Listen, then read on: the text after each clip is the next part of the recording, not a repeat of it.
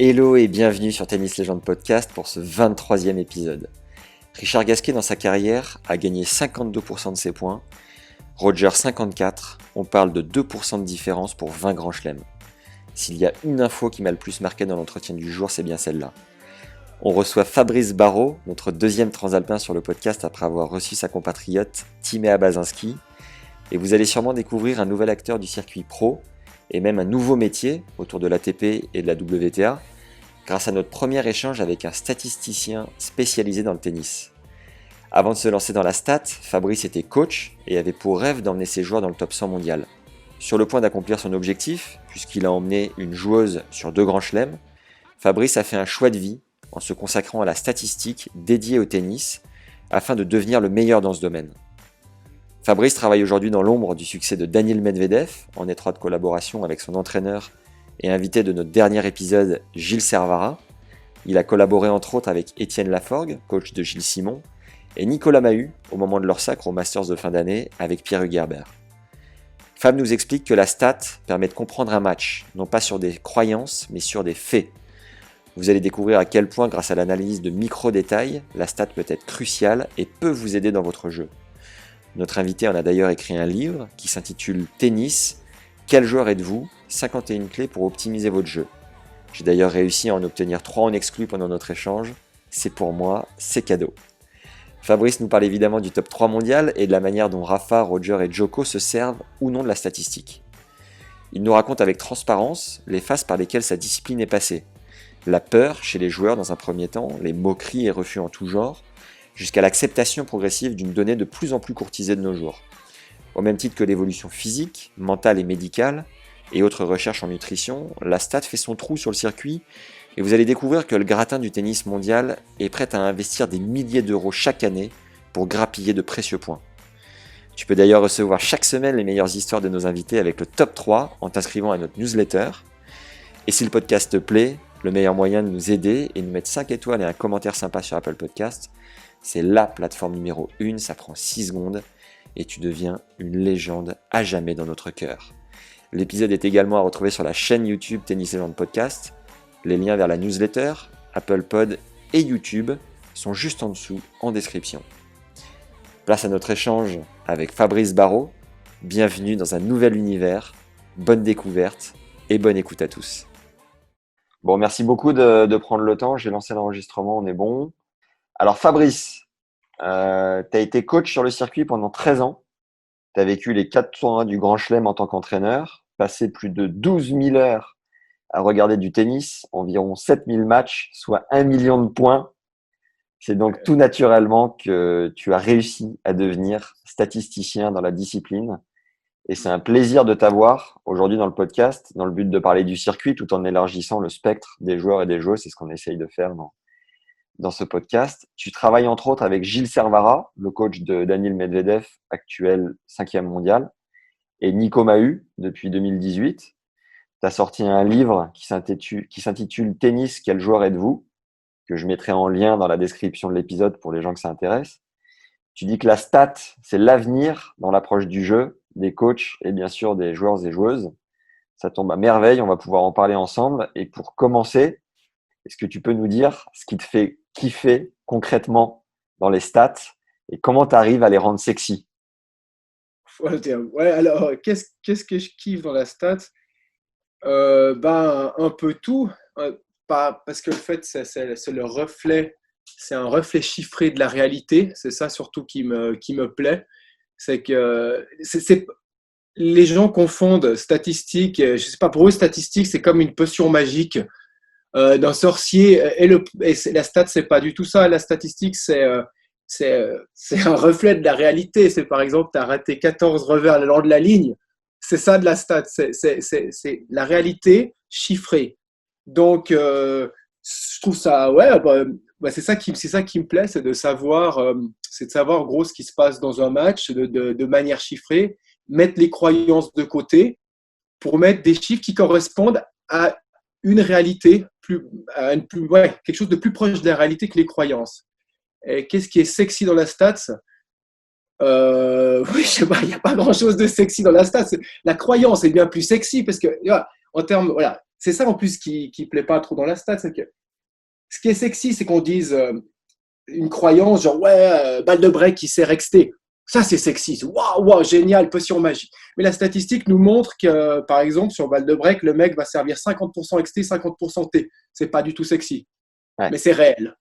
Et la stats rend les choses réelles, et hélas pas assez sexy pour la majorité du public, mais pour moi c'est très sexy hein, par contre. À quel moment de ta carrière, ton évolution dans le tennis, tu t'es dit, ça a trop duré, il faut que j'exploite ce domaine-là? L'idée c'est quoi, il faut reprendre depuis le départ. Donc je suis coach de tennis. Déjà, Euh, déjà au départ, tu es suisse, hein, c'est ça? je suis suisse, ouais. C'est Suisse, important à préciser. je suis suisse. Et nous, les Suisses, on aime les chiffres.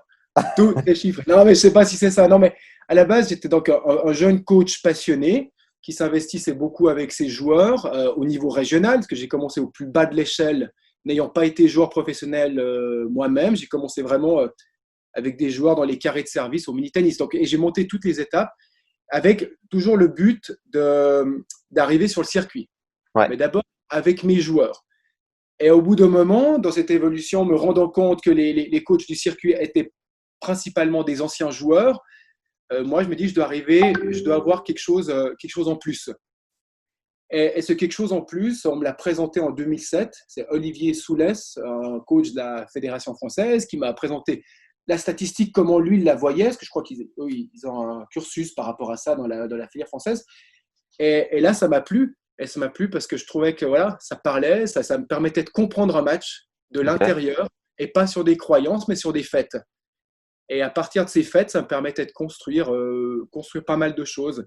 Et donc, moi, en tant que jeune coach passionné, j'ai pris ça comme un outil de travail qui allait devenir ma méthodologie en tant que coach, assez vite, depuis 2007, je dirais.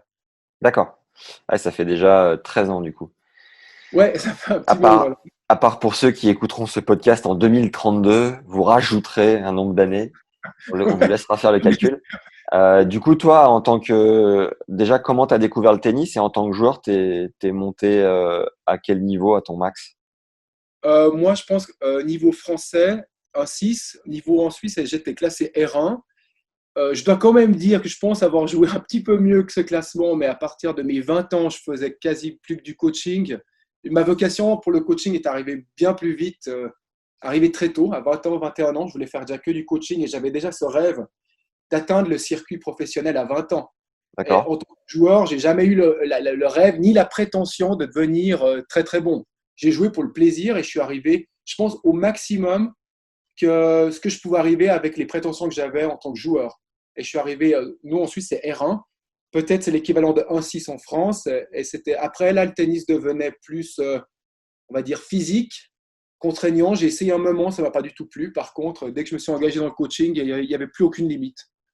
C'est marrant parce que tu as, cette similitude avec Gilles Servara, avec lequel tu bosses aujourd'hui, c'est que peut-être envers et contre tous, contre vents et marées, comme il a coutume de le dire, vous aviez cette flamme qui vous poussait à devenir entraîneur sur le circuit, alors que vous n'aviez pas forcément été pro l'un et l'autre. Lui, il a été un chouïa mieux, il a été moins deux, il me Ouais, semble. mais lui, il a poussé son côté professionnel, que moi, j'ai Ouais, pas essayé une fois 6 mois. Je suis parti en Argentine ouais, faire des entraînements intensifs. Je suis rentré, j'ai arrêté le tennis. C'est ah facile. ouais. C'était beaucoup trop. C'était 6 heures de tennis par jour. C'est là où le tennis est devenu très physique pour moi, hein. Et par rapport à mes envies, je me dis non, non, non. Moi, me faire mal tous les jours, je me lève le matin, j'ai mal, j'avais mal partout, quoi. Je suis revenu, j'ai fait, on va dire, un burn-out tennis. Puis c'est plus à ce moment que je m'occupais de deux jeunes qui étaient parmi l'élite suisse déjà, mais mon premier projet avec les frères Calambert. Peut-être s'ils écouteront, ils se reconnaîtront. Et non, je me suis dit, eux, pour moi, c'est beaucoup plus important que ma carrière, que j'avais jamais mis en avant. Et je dis, avec eux, je veux arriver top 100.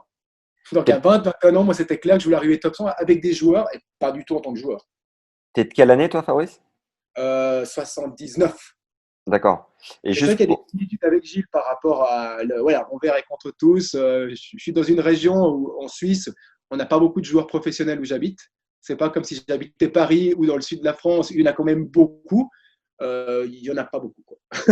Juste qu'on comprenne bien et qu'on fasse honneur au classement suisse, puisque Roger va sûrement nous écouter, qu'on comprenne un peu tout ça. Est-ce que tu peux Est-ce que tu peux nous dire comment fonctionne tout simplement le classement national? R1, tout ça, je Ouais, connais. alors c'est de N1 à N4. N1, c'est Roger, on va dire, c'est numéroté. Vous, ce que vous avez, ouais, vous appelez ça les numérotés maintenant. Ouais, Nous, on a numéroté pour les jours nationaux qui sont de 1 à 150. Et ça, c'est divisé entre N1, N2, N3, N4.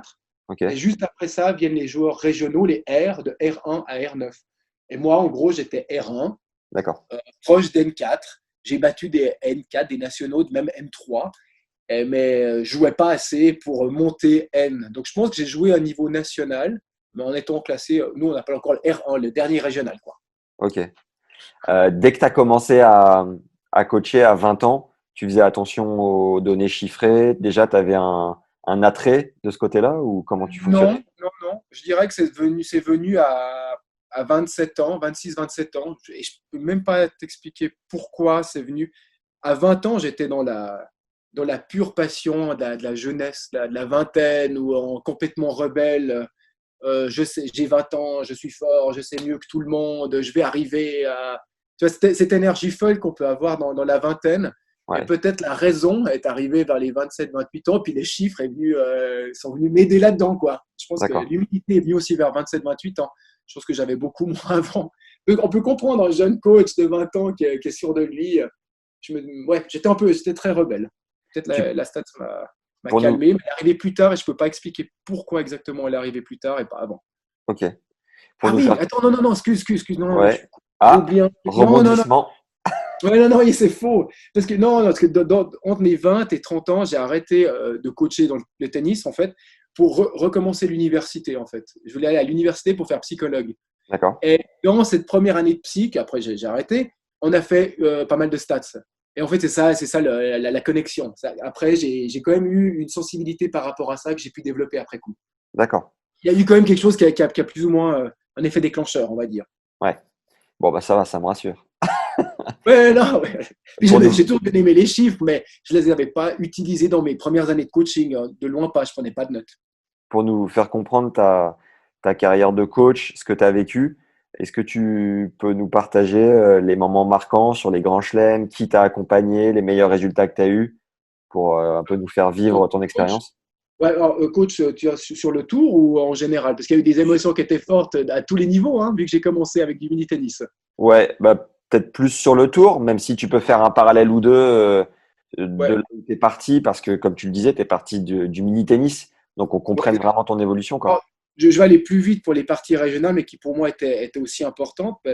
D'abord, j'ai formé deux jeunes qui ne savaient pas faire trois jongles sur leur raquette à numéro 1 suisse et numéro 6 suisse en l'espace de 2 ans et demi.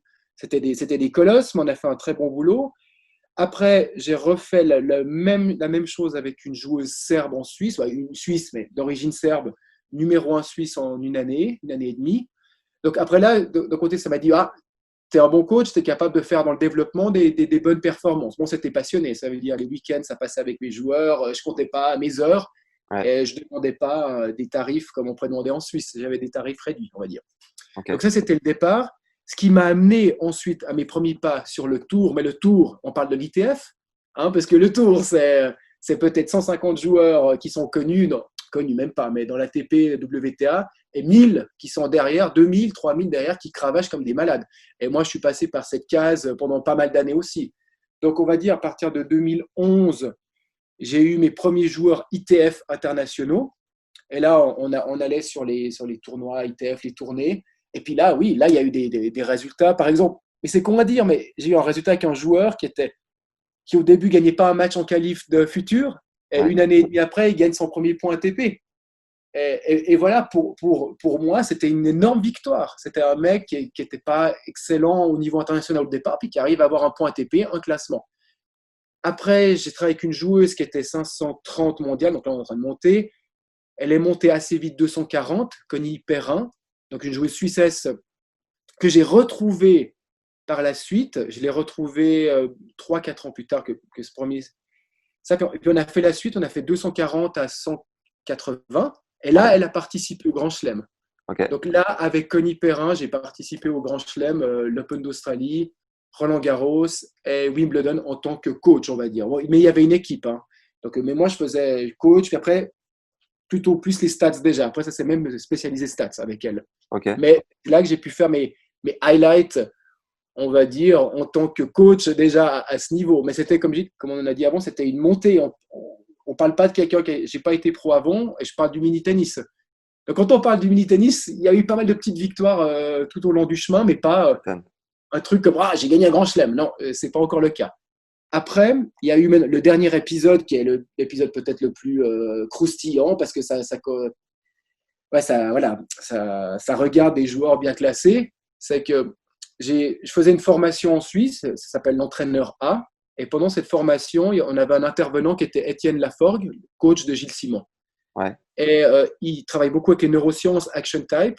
Et moi, avec les stats que je faisais déjà depuis 12 ans, 13 ans, je me suis dit, waouh, ça pourrait être sympa de peut-être connecter des Action Type avec des statistiques. C'est quoi Donc, Action Type? C'est typologie du corps. Il y a toute une typologie qui fait qu'on peut avoir des mouvements plus efficients par rapport à nos typologies, on va dire. C'est de la biomécanique, quoi, non? Ça rejoint un peu la biomécanique, mais c'est des préférences naturelles du corps, on va dire, à cause de la position des hanches. Bon, je ne veux pas non plus trop en parler parce que je ne suis pas assez expert, j'ai compris plus ou moins, mais ça me paraissait intéressant qu'il y avait comme une étude du corps humain qu'on pouvait peut-être connecter avec des performances statistiques. Et donc, je l'aborde pour parler de ça. Et quand je lui parle de ça, il me dit « Ah, mais toi, ton produit, ce que tu as avec les stats, c'est pour le tour. Pourquoi tu ne viens pas nous le présenter ?» Et puis, honnêtement, je ne l'avais pas du tout je l'avais pas abordé pour parler de ça. J'avais parlé. Et là, il m'invite. Il dit « Ouais, pourquoi tu ne viens pas sur un tournoi je peux te faire rentrer. » Je dis « Bon, bah ouais, je viens. » Puis 2 semaines après, je me retrouve à Montréal. Et je me retrouve à Montréal, sac à dos. Et puis, Étienne Laforgue me présente Gilles Servara. Il me présente 3 coachs, je crois, 3 ou 4. Et dans ces 3-4, il y a Gilles Servara. Puis donc, Gilles, je vais vers lui. Je lui dis, voilà, moi, je fais de la stat, je fais ça comme ci, comme ça. Je lui explique. Et je lui dis, je fais des préparations de match avec les stats. Et ça lui a plu. Et puis voilà, ça lui a plu. Puis c'est la partie, après là, je dois faire attention. Donc, ça lui a plu. Et on a préparé les matchs de Medvedev ensemble. Ouais. En tout cas, pendant un bon moment. Et puis, ça a bien fonctionné. Donc là j'ai atteint des highlights en tant qu'assistant stats de Gilles Servara. On dira, mais c'est comme des émotions qui ont été très fortes pour moi, parce que pour moi, de pouvoir accéder à quelqu'un comme Gilles Servara, coach d'un top 10, c'était une opportunité en or pour montrer mon travail. Et on a bien matché avec Gilles, on a tout de suite bien matché. Puis, je considère qu'on a eu ensemble des bons résultats avec Daniel. Même si Daniel, je pense qu'au départ, ne savait même pas que j'existais. Okay. Mais moi, je préparais les matchs avec Gilles, et c'est ça que. Et je travaille pour Gilles au jour d'aujourd'hui et pas pour Daniel. Donc, Gilles me demande des bilans, me demande des prépas de match de temps en temps, pour Daniel, évidemment, mais ça passe par Gilles. Donc, en sous-marin. Voilà, on va dire au jour d'aujourd'hui, complètement en sous-marin. Okay. Et les highlights, pour moi, c'est tous les résultats qu'a eu Daniel. D'une certaine manière, je me suis senti connecté à ces résultats. À ma manière, je me suis senti. Après, qu'est-ce qui a été part de mon travail ou pas, on ne le saura jamais. Mais moi, statisticien qui croit en mon travail, pour moi, c'était un énorme highlight, une énorme reconnaissance pour mon boulot. Mais après, je ne peux pas dire, voilà, il a gagné grâce à moi ou pas, j'en sais rien. Hein. Ouais. Mais il a gagné beaucoup de matchs quand on a commencé à travailler. Pour dire, on a commencé avec Gilles à Montréal. Ouais. En quelle année ? En 2018 ? 2019. Parce qu'au début de l'émission, tu as dit aussi que je travaille avec Mahu depuis 2018, mais c'est 2019 en fait. Pardon. Okay. Non, c'est pas tout si. Donc, ça, c'était pour moi, il y a eu beaucoup d'highlights. Puis après, le tour m'a permis de connaître Nicolas Mahu. Nico a tout de suite été intéressé par les stats donc, de lui-même. Donc là, on est dans un cas de figure où c'est le joueur qui est intéressé par la stats. Donc, ça rend les choses bien plus faciles par rapport à tout, même par rapport à ce que je peux dire. Et donc, il était intéressé par la statistique. Et on a fait… j'étais pas expert de double à cette période. Et j'ai dû me taper beaucoup de matchs de double, créer une base de données. Et on fait un premier essai dans les prépas de match pour le Masters de Londres avec son coach Nicolas Renavant. Ouais. Donc, et là, pour moi, une fois de plus, dans l'ombre, en sous-marin, depuis chez moi en Suisse, j'ai eu le plaisir de voir que Nico Mahu et Pierre Hugerberg gagnent le Masters sans perdre un set. Donc, pour moi, évidemment que je pense que la stats aide, mais je ne peux pas dire c'est la stats qui l'a fait gagner. C'est une très, très bonne équipe de double.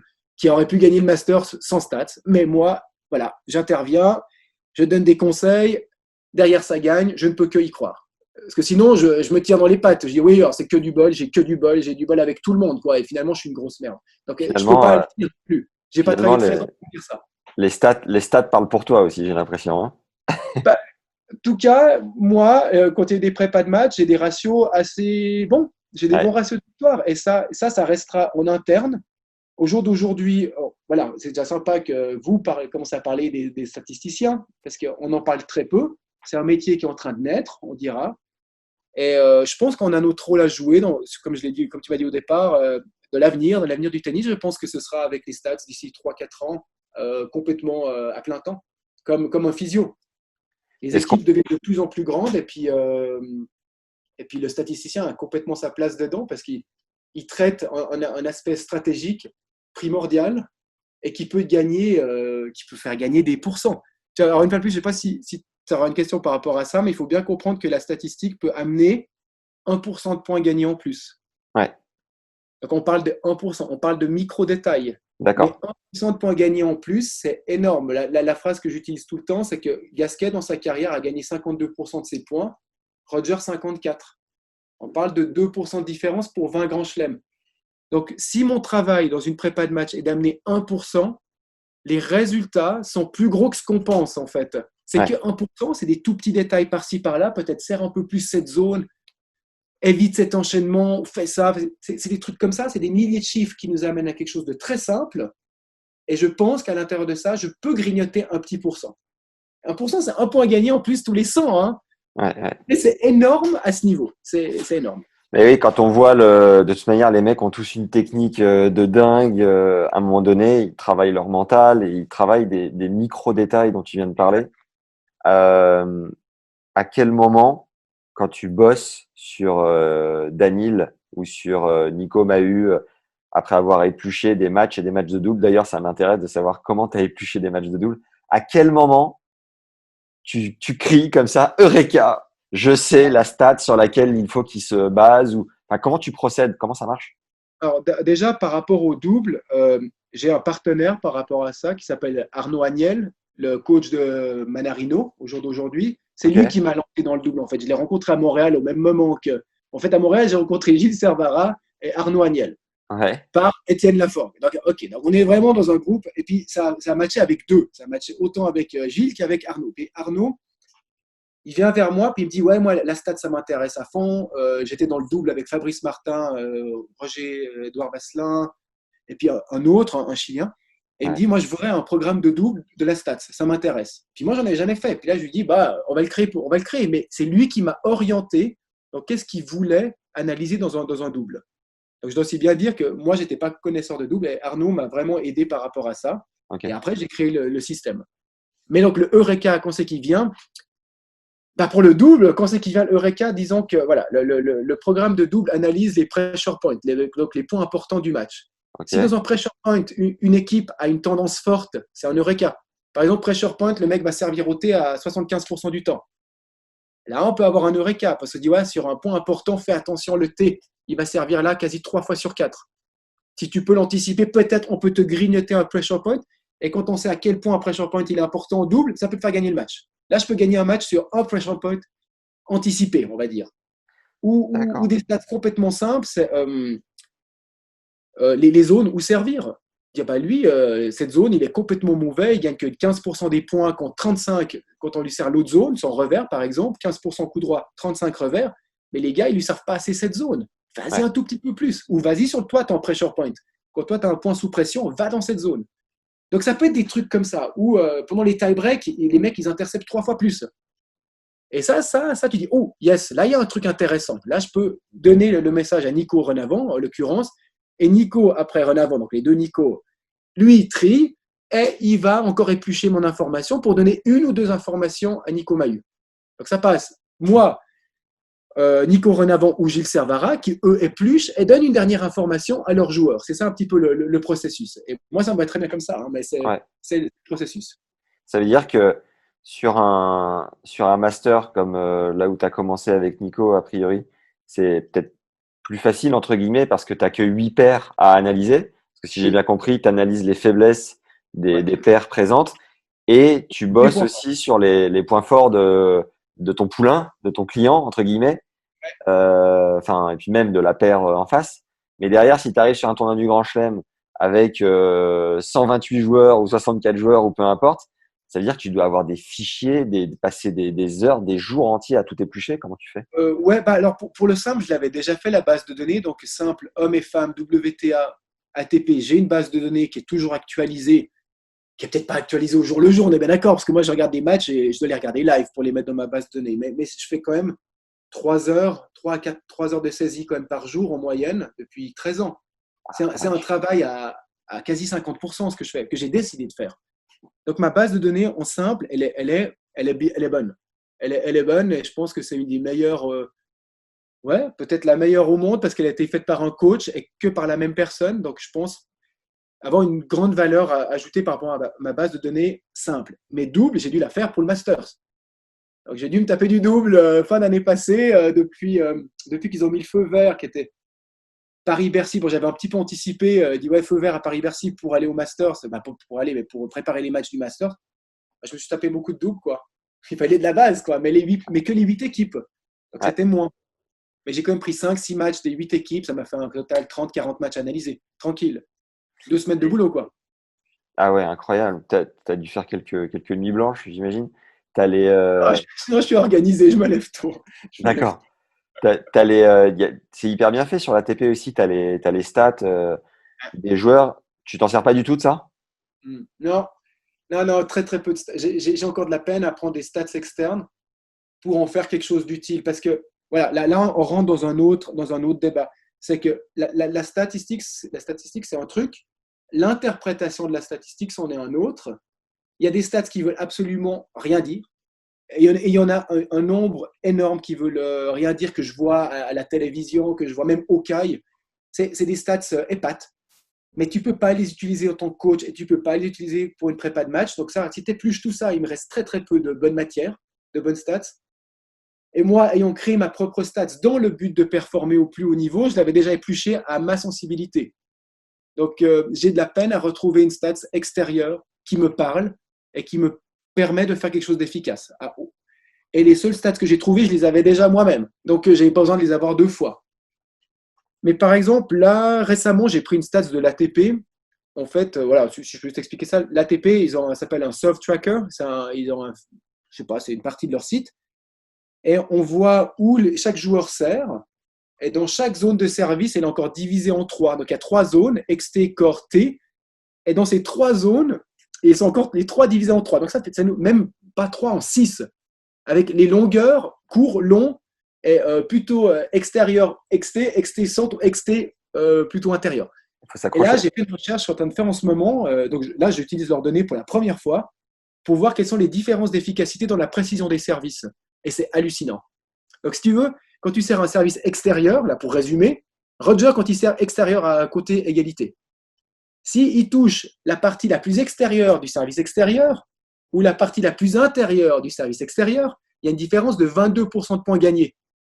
Donc, il va gagner 95% des points quand il fait un énorme extérieur très précis. Dès qu'il est à peine moins précis de, je ne sais pas ce que ça représente, peut-être 15-20 cm, il gagne 20% de points en moins. Donc, en gros, je peux utiliser ça pour expliquer à quel degré la précision au service est importante. Et Donc, ça, après, c'est aux joueurs de se dire, OK, comme je suis 95% plus précis là, il faut que je le bosse 80% du temps ça au pourrait être plus. un argument. Par Ok. exemple, si je faisais un bilan, un bilan d'un joueur du top 100, par exemple, prenons Danil. Ça, maintenant, je pourrais le faire pour Gilles Servara, parce que maintenant, j'ai créé le programme qui prend leurs données et qui l'interprète comme j'ai envie. Et on pourrait dire, en termes de précision, par exemple, dans cette zone, tu n'es juste pas assez précis. Tu sers un petit peu trop le mauvais côté du carré, quoi, si tu veux, mais déjà divisé par 3. Et là, on pourrait peut-être faire une recherche par rapport à ça pour optimiser la précision des services. Parce que déjà, l'étude nous montre à quel point la précision est importante. Et pour moi, c'était waouh, je ne pensais pas qu'il y avait autant de différence dans les pourcentages de points gagnés. Et deux, vu que j'ai la base de données de l'ATP, je peux juste l'utiliser et la mettre à ma sauce à un joueur. Et ça, c'est la première fois en 13 ans que j'utilise une stats externe. Donc, c'est arrivé ces 2 derniers jours. Là, tu tombes à pile pour la question, c'est la première fois. Mais en 13 ans. Pas de hasard, Fabrice, que des rendez-vous.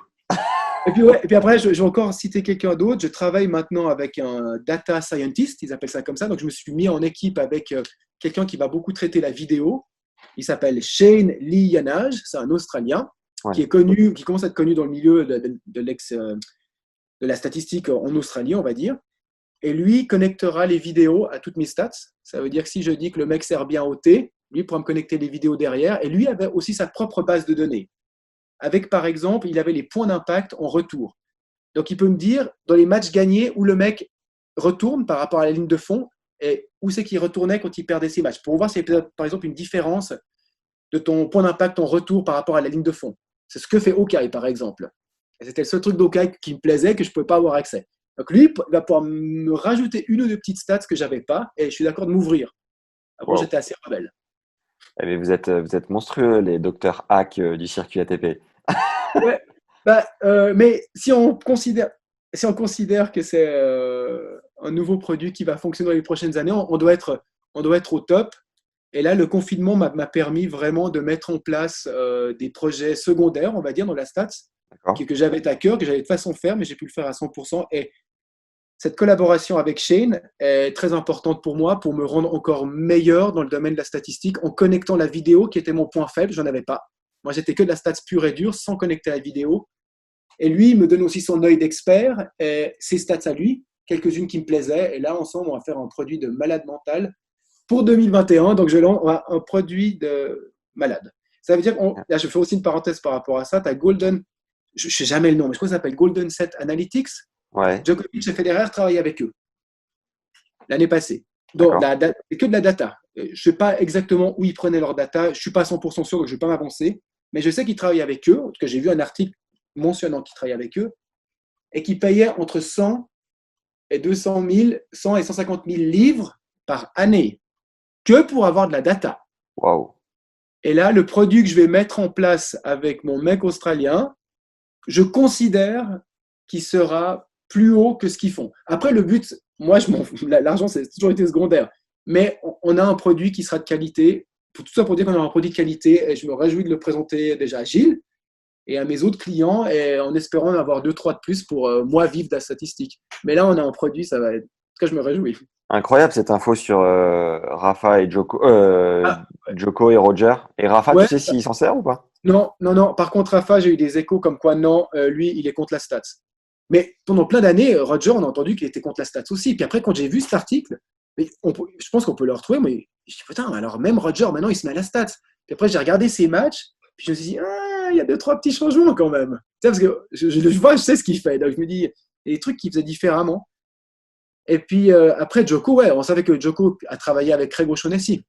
Alors, je ne sais pas si vous connaissez bien en France Craig O'Shaughnessy, mais Craig O'Shaughnessy, on va dire, c'est le numéro 1 de la stats actuelle. Ok. Donc, moi, je suis un outsider, je suis quelqu'un de complètement inconnu encore du tour, ou très peu connu, et lui, c'est un petit peu la tête d'affiche. Mais lui, il travaillait avec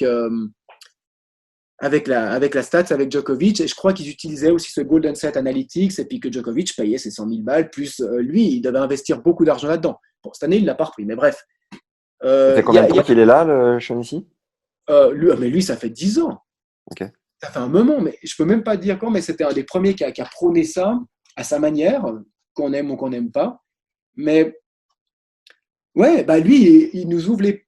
ça fait des années qu'il essaie d'ouvrir les portes, mais j'ai l'impression que maintenant, elles s'ouvrent pour de bon, quoi.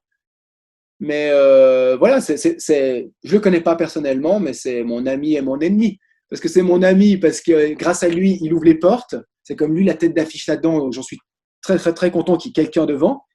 Et c'est mon ennemi, parce que moi, en tant que coach statisticien, j'ai envie d'être meilleur que lui. Donc, et je me bats tous les jours. J'ai travaillé 12 ans pour être bon dans cette branche. Donc, mais c'est un bon challenge. Hein, c'est pas, il n'y a pas du tout de… c'est juste un bon challenge. Juste quand tu imagines un peu bosser dans ton bureau, c'est quoi ton process de boulot pour ces 3 heures par jour à éplucher des matchs? À quel moment tu fais ça? À quel moment tu arrives à être concentré? Et, Ouais. et c'est quoi? T'as des logiciels? Comment ça marche? Ouais, alors j'ai créé assez vite un programme Excel. Donc c'est du Excel, hein, Basique, Excel, ouais, complètement basique. Les statisticiens, des fois, limite, ils se marrent quand je leur dis que je fais sur du Excel. Ça reste très archaïque ce que je fais. Hein. Je ne suis Ok. pas un statisticien de base, je n'ai pas fait d'études d'informatique et tout. Donc, c'est un programme Excel. Et comment je l'organise, pardon, la question, comment j'organise ma journée? Ouais. euh, Process de ça va boulot. Bah, le process de boulot, moi, je reste quelqu'un qui fonctionne à la passion. Ça veut dire, par exemple, s'il y a un rush, je sais que quelqu'un avec qui je travaille va jouer. Bah là, je suis dans un rush. Si je dois préparer 2 matchs, je vais le faire. Mais je le fais avec une énergie parce que je sais que je dois préparer le match et il me faut ces 2 matchs en plus pour le préparer. Il n'y a aucun souci. Sinon, j'ai un rythme assez. J'en fais tous les jours un peu. Ça, c'est mon truc. J'aime pas être pas du tout de rush. Sinon, c'est tous les jours. Je sais que j'analyse un match soit au lit avant de dormir. Non, mais là, en ce moment, je le fais plutôt tranquille quand je suis dans mon lit. Je fais une demi-heure, 45 minutes tous les soirs. Et puis, sinon, là, les matins, je prépare mes nouvelles théories. Dans une, je vais aussi t'en parler. Je prépare mes nouvelles théories avec celle avec mon data scientist, mais il y en a une autre aussi qui arrive. Et puis Les moi, je matchs, m'organise ma journée. Mais j'ai fait un choix de vie. J'ai fait un choix de vie d'arrêter de donner des cours en club. ouais, Il y a 12 ans. Donc, j'avais soit des projets professionnels nationaux ou internationaux avec mes jeunes, ouais. soit j'avais de la stat. Mais le club, là, en ce moment, j'en fais pour survivre. Hein. Il ne faut pas non plus se voiler la face. Hein. J'en fais pour survivre un peu, mais je ne veux pas en faire beaucoup. Et j'ai le temps, je me donne le temps tous les jours de faire mon boulot. Donc, je me lève le matin tôt, 6h, 6h30. Je bosse sur mes projets tout le matin. Et puis l'après-midi, je sais pas, je m'occupe de ma fille ou je fais encore un peu de stats. Puis le soir, avant de m'endormir, j'analyse un match, quoi. Les matchs à analyser, tu vas les chercher où? Tennis TV, il y a beaucoup. Il y avait toutes les archives des challengers, ils sont sur le site de l'ATP, donc je trouve tout ça. Je suis aussi inscrit à WTA TV. Puis à l'époque, il y a 12 ans, il y avait le site de Paris, Bet365. J'ai regardé des milliers de matchs là-dessus. Ils devaient être en live par contre. Puis depuis la naissance de ma fille, j'ai eu la chance d'avoir des replays parce que je ne pouvais plus les faire en live. J'étais tout le temps interrompu, des trucs comme ça. Donc maintenant, je fais beaucoup de replays ou en live quand quelqu'un avec qui je travaille joue. Donc, non, mais c'est ça aussi qui a été l'ouverture de la stat, c'est que les matchs étaient accessibles sur les sites de Paris au début. Parce qu'en 2007, 2008, quand j'ai commencé à me dire, voilà, je vais faire une base de données en 2008, putain, j'ai découvert Bet365, mais j'étais émerveillé. Je dis, putain, je peux regarder tous les matchs quasi de l'année. Ouais. Donc, je suis tranquille chez moi, je me pose, je me fais des analyses. Puis après, j'allais tellement vite, j'analysais 2 matchs en même temps. Il faut aussi comprendre que mon type d'analyse, un match, si je le regarde en replay, un match d'1 heure, en replay, il me prend 35 minutes d'analyse. Ça ne me prend pas plus de temps que le match, ça me prend moins de temps. Mais comment Donc, ah oui, parce que tu accélères entre les points? exactement, ouais, c'est 6 secondes de jeu pour 25 secondes de pause, un match. Donc oui, Ouais. je prends des notes après, ça prend quelques secondes, mais j'ai du temps. Donc c'est à peu près 60% du temps du match, c'est le temps que j'ai besoin pour l'analyser. Et tu Puis quand je coches, faisais à chaque fois, tu coches les zones, tu coches la position sur le cours, Ouais, c'est des codes en fait. Alors, prenons un code. Tu sers extérieur, vous faites un rallye de 7 frappes, et sur ta 7e frappe, tu fais un coup droit long de la ligne que tu suis à la volée et tu gagnes le point. Donc, ce sera dans une colonne, je marquerai 1, le numéro de la zone, service extérieur, c'est 1. Et après, je vais marquer dans une autre colonne, point provoqué, CLS3V, coup droit, le long de la ligne, C, coup droit, L le long de la ligne, S après le service, 3 entre 5 et 8 frappes, V suivi à la volée. Donc c'est du codage. C'est un codage que j'ai dû créer en l'occurrence pour me permettre de codifier toutes les informations que j'avais besoin. Et puis maintenant, je note ça. Voilà, quand on a analysé 1 million de points, j'ai plus besoin de réfléchir par rapport à mes codages. Hein, c'est pas là. Donc je peux complètement analyser. Et très concrètement, depuis que tu bosses avec Daniel et Nico Mahut, qu'est-ce que tu as vu comme changement où tu te dis, putain, c'est bon, ça vient quelque part de mon boulot dans leur jeu? Alors, sur beaucoup de prépa de maths, alors par rapport avec Gilles, j'ai vu que les schémas de jeu, ils étaient souvent respectés. Donc, ça fait plaisir de dire qu'on a parlé d'un schéma de jeu avec Gilles et de le voir après, pendant le match. Et ça, et puis en plus, avec la série de victoires qu'il a eu fin 2019, sachant qu'on avait préparé tous les matchs, ça fait chaque fois plaisir, quoi. Et puis surtout que je voyais que ce qu'on avait préparé, il était exécuté, quoi, souvent, très très souvent. Donc ça, la cerise sur le gâteau. Et en double, le double, c'est plus fin parce que je ne savais pas exactement quelle information il prenait. Donc je ne pouvais pas dire exactement c'est à ce moment que la stat a fait effet. Ouais. Mais il faut aussi comprendre que la stats, on parle de tendance générale. Ça veut dire, donnons un exemple un exemple un peu bête, mais on sait que ce gars retourne moins bien en revers que coup droit. Donc, le plan, c'est de servir un peu plus le revers que le coup droit. Mais je ne peux pas dire à quel moment il va gagner ce point extra. Ouais. On ne sait pas quand c'est qu'il va arriver. Il peut arriver le premier point du match, comme le 20e. On sait qu'on a juste une tendance gagnante en allant un tout petit peu plus dans certaines zones. Mais après, on ne peut pas dire c'est ce point. Donc, c'est très général la stats au final. C'est donner des indications générales pour grappiller, je ne sais pas quand, un point ou deux. Mais il n'y a pas un moment, ouais, quoique des fois, oui, pendant le master, mais peut-être c'est moi qui ai interprété aussi faux, alors voilà, pour un truc, mais je ne suis pas du tout sûr. Je crois qu'il y avait un point important, Nico fait un bon retour, puis après il regarde son coach, puis il le montre du doigt comme ça. Et moi, par rapport aux informations que j'avais données, j'ai l'impression que c'était sur une information que j'avais donnée, il savait où le mec allait servir sur un point important, et il avait fait un bon retour sur un pressure point qui lui donne le break. Donc ça peut être ça. Mais peut-être c'était complètement faux. Il lui a dit, hey, mec, il avait dit un truc qui avait rien à voir avec ça, et puis derrière. Mais des fois, je dois interpréter aussi. Hein. Mais là, j'avais l'impression qu'ils avaient parlé d'un point, que c'est ressorti, et que le mec lui dit, hey, bonus. Et si c'est ça, c'est bingo, parce que c'est exactement ça la stat, c'est de te faire gagner un point. Ce que tu disais tout à l'heure, ouais. Quand on parle du tennis pourcentage, c'est quoi, selon toi? Je ne me rappelle plus quelle était la définition ancienne du tennis pourcentage, parce que moi, je dois en avoir sûrement une autre. Bah, quelle est la tienne, en fait, tout simplement? Euh, mais est-ce que le tennis pourcentage, non, je ne sais pas. Qu'est-ce que c'est le tennis pourcentage? Moi, Donne-moi déjà une. j'en ai entendu parler, alors je saurais pas forcément te donner de définition, mais j'en ai entendu parler par Patrick Mouratoglou, qui a priori prenait pour exemple que voilà, le tennis, ça reste de la géométrie, de mettre la balle dans le cours Ouais, une fois de plus que l'autre, et quelque part de peut-être respecter des zones, tu vois, le filet un peu plus bas au milieu que sur dans les ce sens, côtés. dans la géométrie du terrain. Oui, mais ça, Peut-être, hein, peut-être que je traduis mal sa pensée, tu vois, mais c'est à ce moment-là que j'ai entendu ce terme-là. Et ouais, forcément, en statistique, dans mon esprit, égal pourcentage quelque part.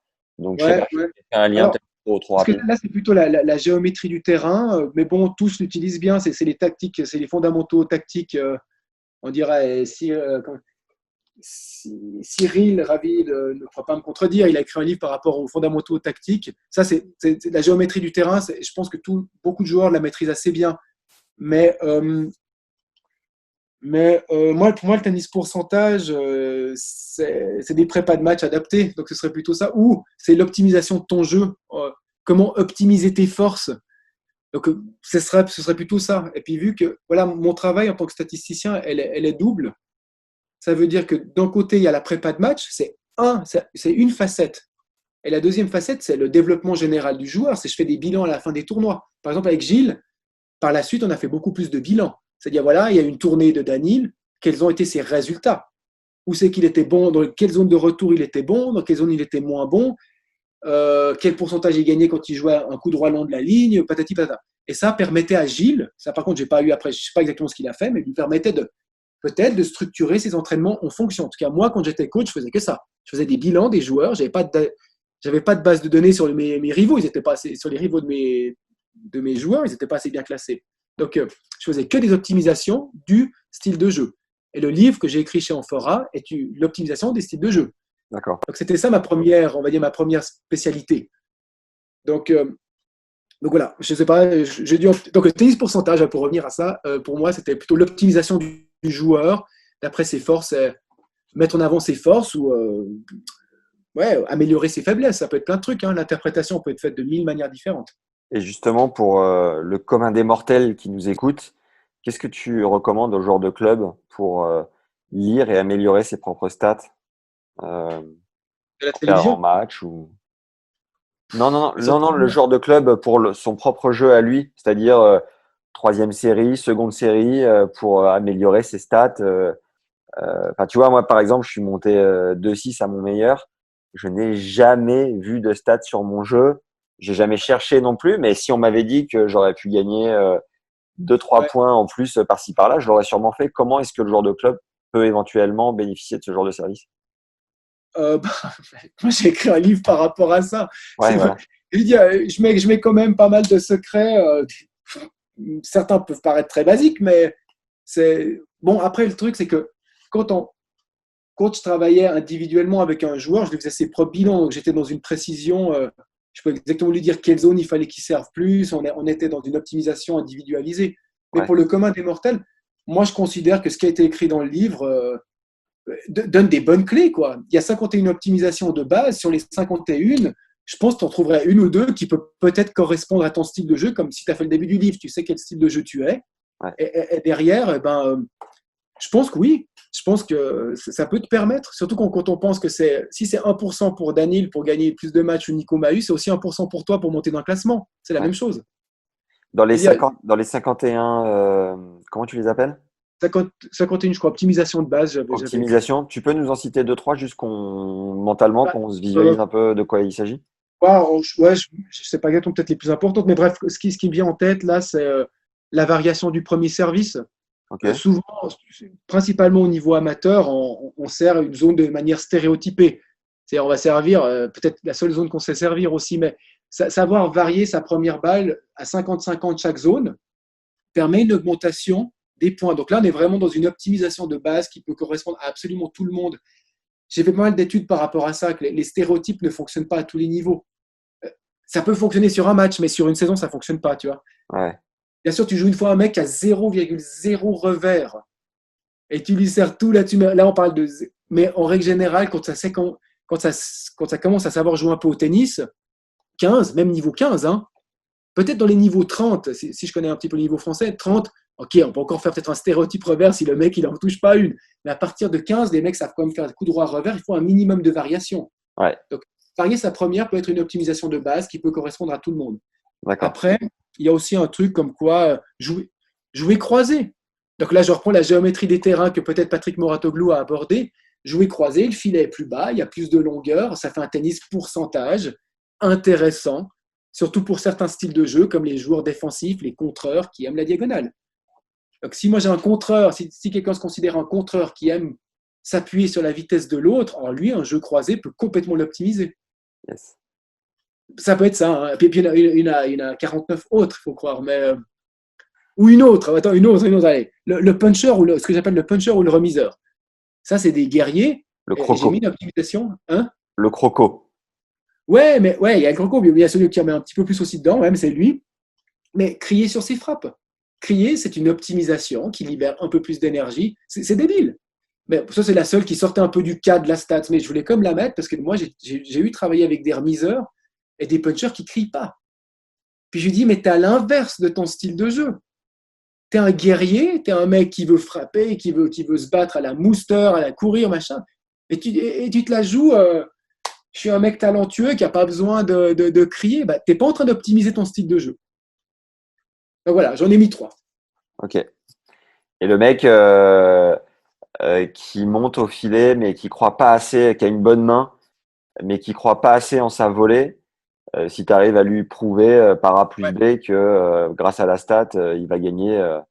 Ouais, mais je crois que par rapport à ça, il y a un truc intéressant, c'est que de toute façon, quand quelqu'un suit son coup droit ou son revers à la volée, 70% du temps, il n'y aura pas de volée à jouer. À un niveau plus bas, 60% du temps, il n'y aura pas de volée à jouer. Ça veut dire que la montée à la volée, c'est le coup qui précède qui est vachement important. Donc déjà, bon là, tu m'as parlé d'un cas de figure d'un mec qui sentait sa volée. Ça prête le cas de figure pour le contraire, le mec sent pas sa volée. Mais je lui conseillerais quand même de monter parce qu'il aura peu de volée à jouer. Mais quelqu'un qui sent sa volée, de savoir qu'un coup suivi à la volée augmente la performance fois 2, fois 3. Quand tu suis ton coup droit à la volée, tes chances de faire un coup gagnant sont amplifiées de 3 à 4 fois. Ok. Donc, connecte ton point fort avec un point peut-être moins fort coup droit revers pour gagner plus de points. Yes. Demain, si ta formule, ta solution à 400 000 dollars, parce qu'il n'y a pas de raison, hein, tu vas être plus cher que la concurrence. Non, je plaisante. Non, Ah, mais voilà, si, je vais parler de mon nouveau projet, alors oui. non, mais demain, si ta formule, ta solution cartonne et que tu as, j'en sais rien, dans 10 ans, que tu as 50 joueurs du top 100 qui te la prennent, est-ce qu'il n'y a pas un phénomène de concurrence à un moment donné un peu chelou? Comment est-ce que chacun peut tirer la couverture vers soi? Enfin, comment tu vois ce Ah, truc-là? je pense que là, maintenant déjà sur le circuit, on est pas, je ne suis pas tout seul. Hein. Il y Ouais, en a plus de statisticiens, donc bien sûr qu'on va devoir trouver des moyens d'être meilleur que les autres. Puis après, c'est de bonne guerre, je pense. ouais. C'est de bonne guerre, mais ils me font pas peur, quoi. Ils me font vraiment. Je me suis préparé 13 ans, faut pas qu'ils me fassent peur. Donc, si j'ai la solution magique, mais elle vient de moi et ça sait qu'elle vient de moi, bah, ça me fait une super bonne pub. Donc, et puis voilà, je peux pas avoir. On est aussi limité dans le nombre de joueurs avec qui on peut travailler. Tu Moi, penses que tu es limité à combien? je pense 6. D'accord. 6, mais maintenant, voilà, un truc que je voulais quand même aborder, c'est que j'essaie de mettre en place, je mets en place une équipe Ouais. pour pouvoir, en fait, moi je peux 6 que pour de la stats, mais pour du coaching, moi-même je peux quasi plus avoir un joueur en tant que coach si je fais de la stats. Donc là depuis le confinement, j'ai créé une équipe, c'est que des personnes indépendantes qui sont des experts dans chaque branche. Ouais. Tous ensemble, on va essayer d'amener la stats à un plus haut niveau. Parce que là, il y a un truc pour moi qui est super important, c'est que la stat, c'est un outil de mesure. C'est tout. L'interprétation de la stat, c'est ce qui fait la performance au final.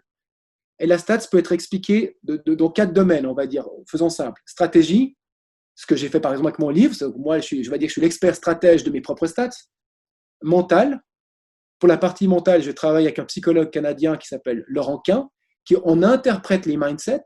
Est-ce qu'il y a des mindsets qui fonctionnent mieux que d'autres? Donc, on est en train de faire toute une étude par rapport à ça. Ouais. Après, la stat, elle peut connecter la biomécanique. Ça veut dire pourquoi ce coup droit est plus efficace qu'un autre. Et là, je travaille avec Cyril Genevois, qui est un expert biomécanique, qui peut m'expliquer que des directions sont mieux que d'autres.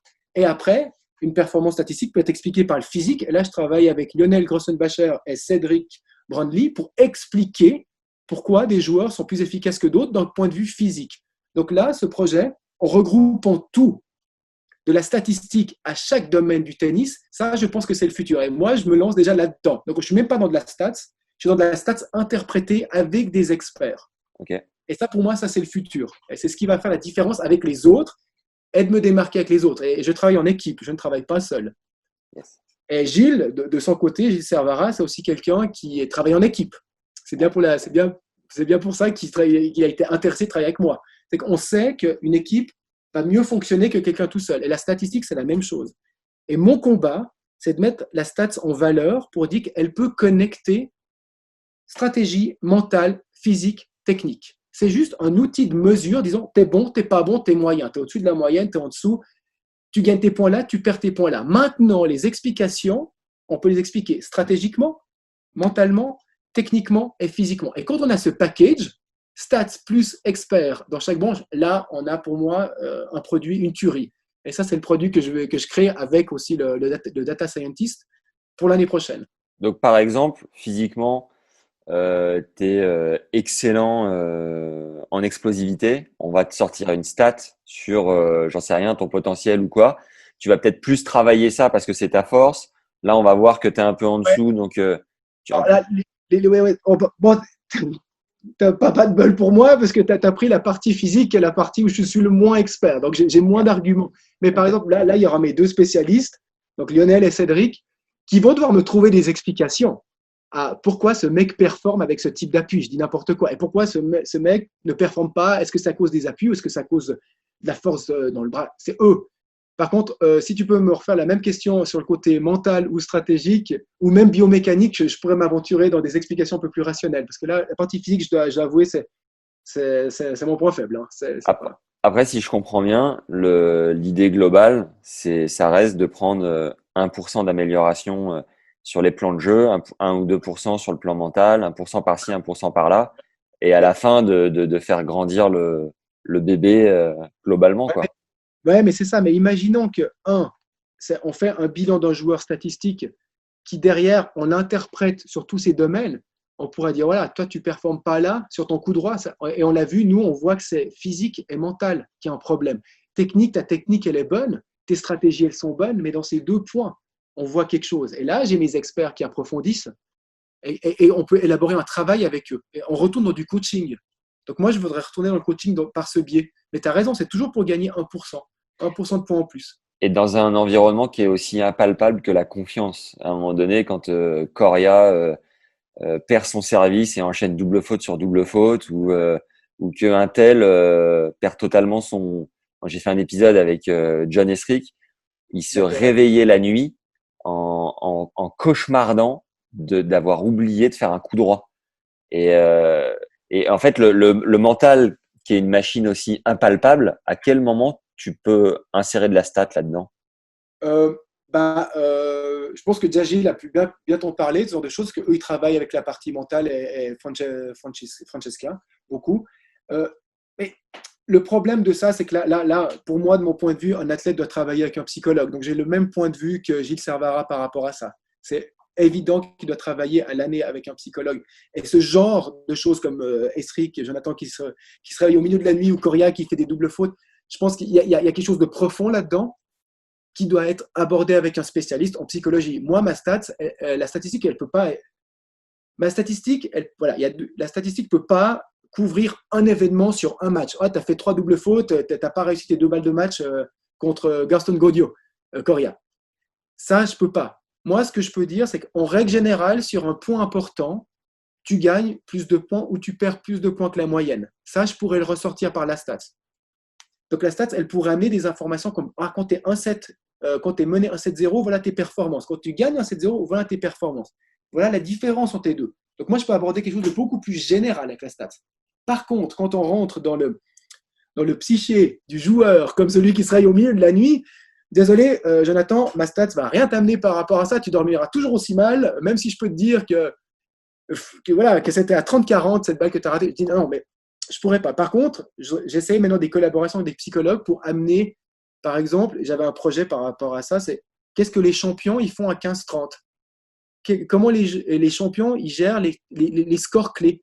Et ça, après, je voudrais vraiment le connecter avec un psychologue. Alors, je ne sais pas si je vais le faire avec Laurent, avec qui je travaille en ce moment sur les mindsets, mais j'espère peut-être avec Francesca, donc la psychologue qui travaille avec Daniel. Mais je voudrais bien connecter cette partie à de la stats, ouais.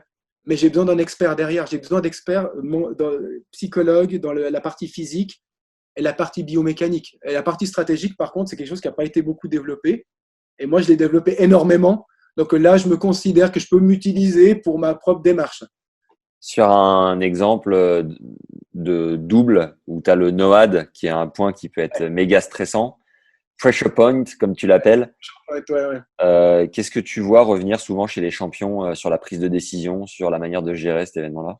Là, non, là, je suis encore trop novice pour te dire que je vois un truc. Puis souvent, quand tu vois quelque chose, c'est que tu t'es planté. C'est qu'on on voit l'émotionnel. Tout le monde va se rappeler des 2 balles de match ratées de Roger à Wimbledon, mais tu vois, ça ne correspond peut-être pas à une globalité. Donc, nous, dans la stat, on travaille sur des tendances. On ne travaille pas sur un événement.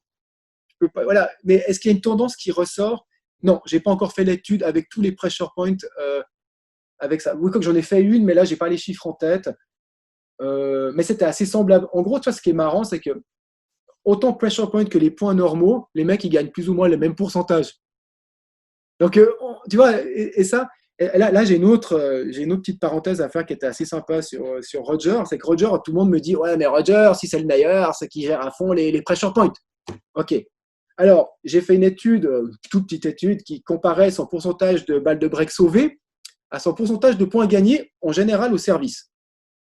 Et je crois qu'on était, je ne suis plus 100% sûr des chiffres, mais il gagnait 4% de moins de points sur balle de break que sur sa généralité des points.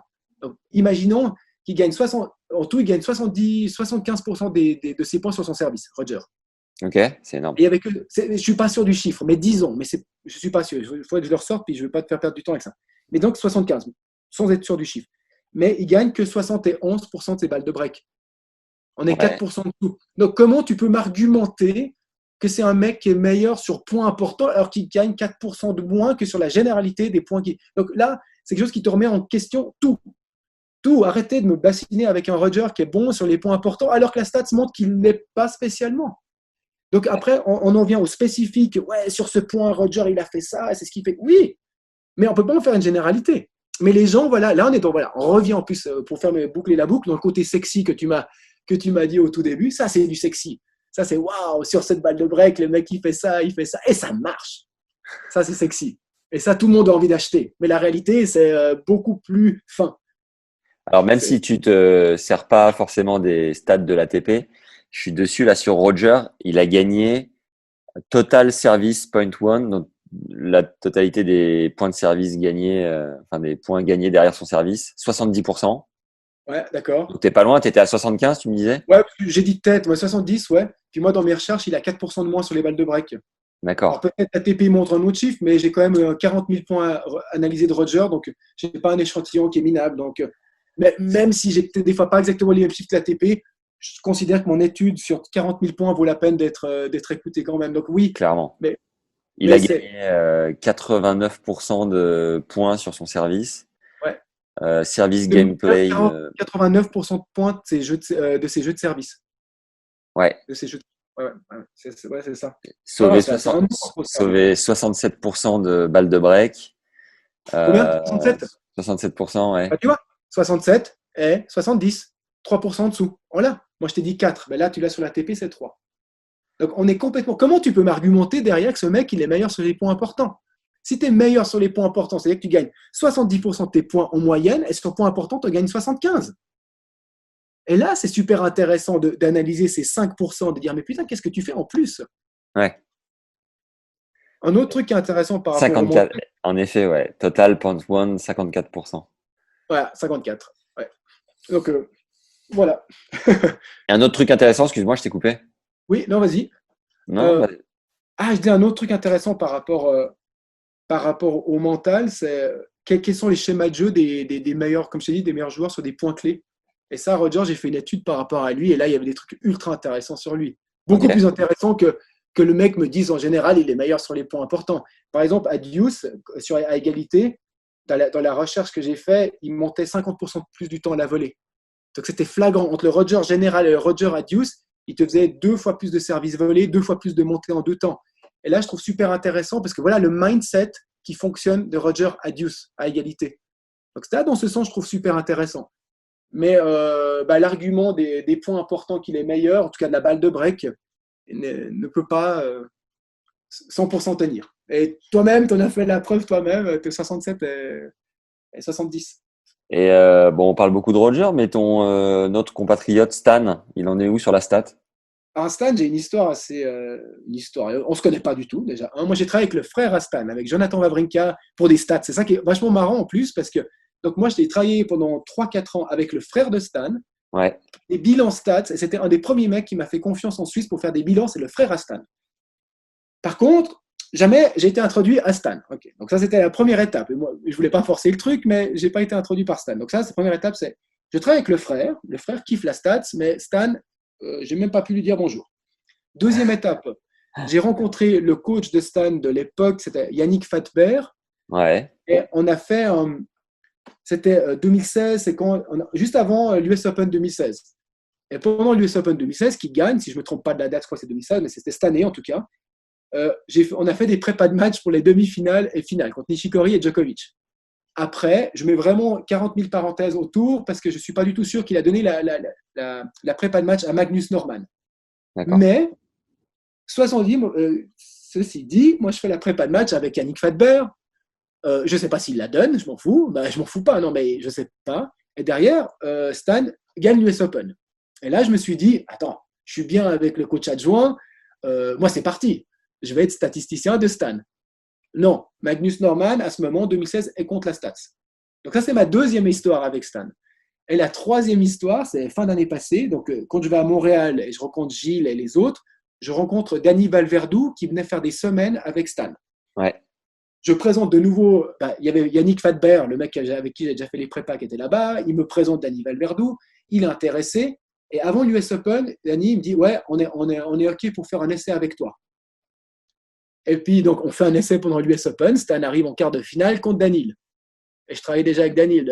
Et là, c'était super intéressant. Moi, c'était marrant, c'était anecdotique aussi, parce qu'en plus, pour le quart de finale, moi, j'ai dit, vous faites un essai, je ne vous donnerai pas de prépa de match. Je dis, désolé, moi, je travaille avec Gilles. Et d'accord. puis, au final, Daniil bat Stan, mais Daniil était blessé, donc c'est complètement, de mon point de vue, c'est plutôt chanceux qu'il ait gagné ce match, parce qu'il Ouais. était blessé pendant un 7,5, Daniil. Mais ceci étant dit, la prépa de match avait bien fonctionné pour moi à l'US Open avec ces deux essais, surtout en plus qu'il gagnait à Djokovic. Bon, Djokovic est moitié blessé, mais il le gagnait quand même. Puis donc, après ça, je me suis dit, je vais avoir un retour. Et puis le retour n'est toujours pas positif. Mais quoi que Valverdou m'avait dit que ouais, peut-être après la saison sur Terre, il va réfléchir pour peut-être prendre la stats. Mais la saison sur Terre, cette année, elle a eu quelques problèmes, Ouais, vu qu'on n'a pas joué un match. Donc, je suis en contact avec le coach. Et puis, par contre, ils avaient montré plus d'engouement à l'US Open 2019 que 2016 pour la stats. d'accord. Mais j'ai pas eu de retour positif. J'ai fait un essai qui n'a pas abouti en contrat avec Stan. Mais évidemment que je voudrais travailler avec Stan. En plus, maintenant que je représente aussi Yonex, ben, ça me ferait plaisir. Stan de Man, c'est Yonex. Et puis ben, moi aussi. Donc, Yes. Et Stan, à ton sens, quelqu'un qui n'est pas pour la stat comme Norman, comme tu nous l'as dit juste avant, Magnus je crois Norman. qu'il est en train de changer. Hein. Comment? Et Norman est en train de changer. Il s'ouvre comme tout le monde. Hein, mais D'accord. Parce que à la base, tu penses que c'est une personnalité de personne qui est plus sur le ressenti, sur le vécu, sur, je sais pas, un peu comme Rafa, tu disais tout à l'heure. C'est quoi le pour ou contre des personnalités pour la stat ou contre la stat?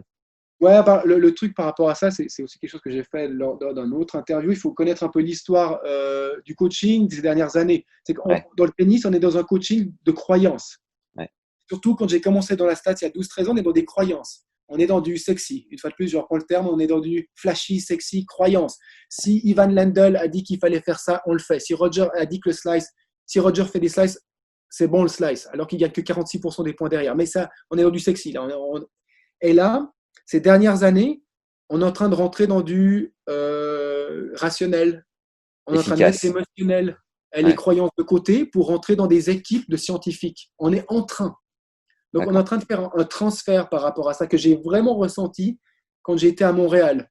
Moi, en fait, je partais à Montréal pour me faire détruire d'une certaine manière, pour me dire qu'est-ce que je peux encore améliorer à ma stats pour que peut-être un jour ça plaise au coach.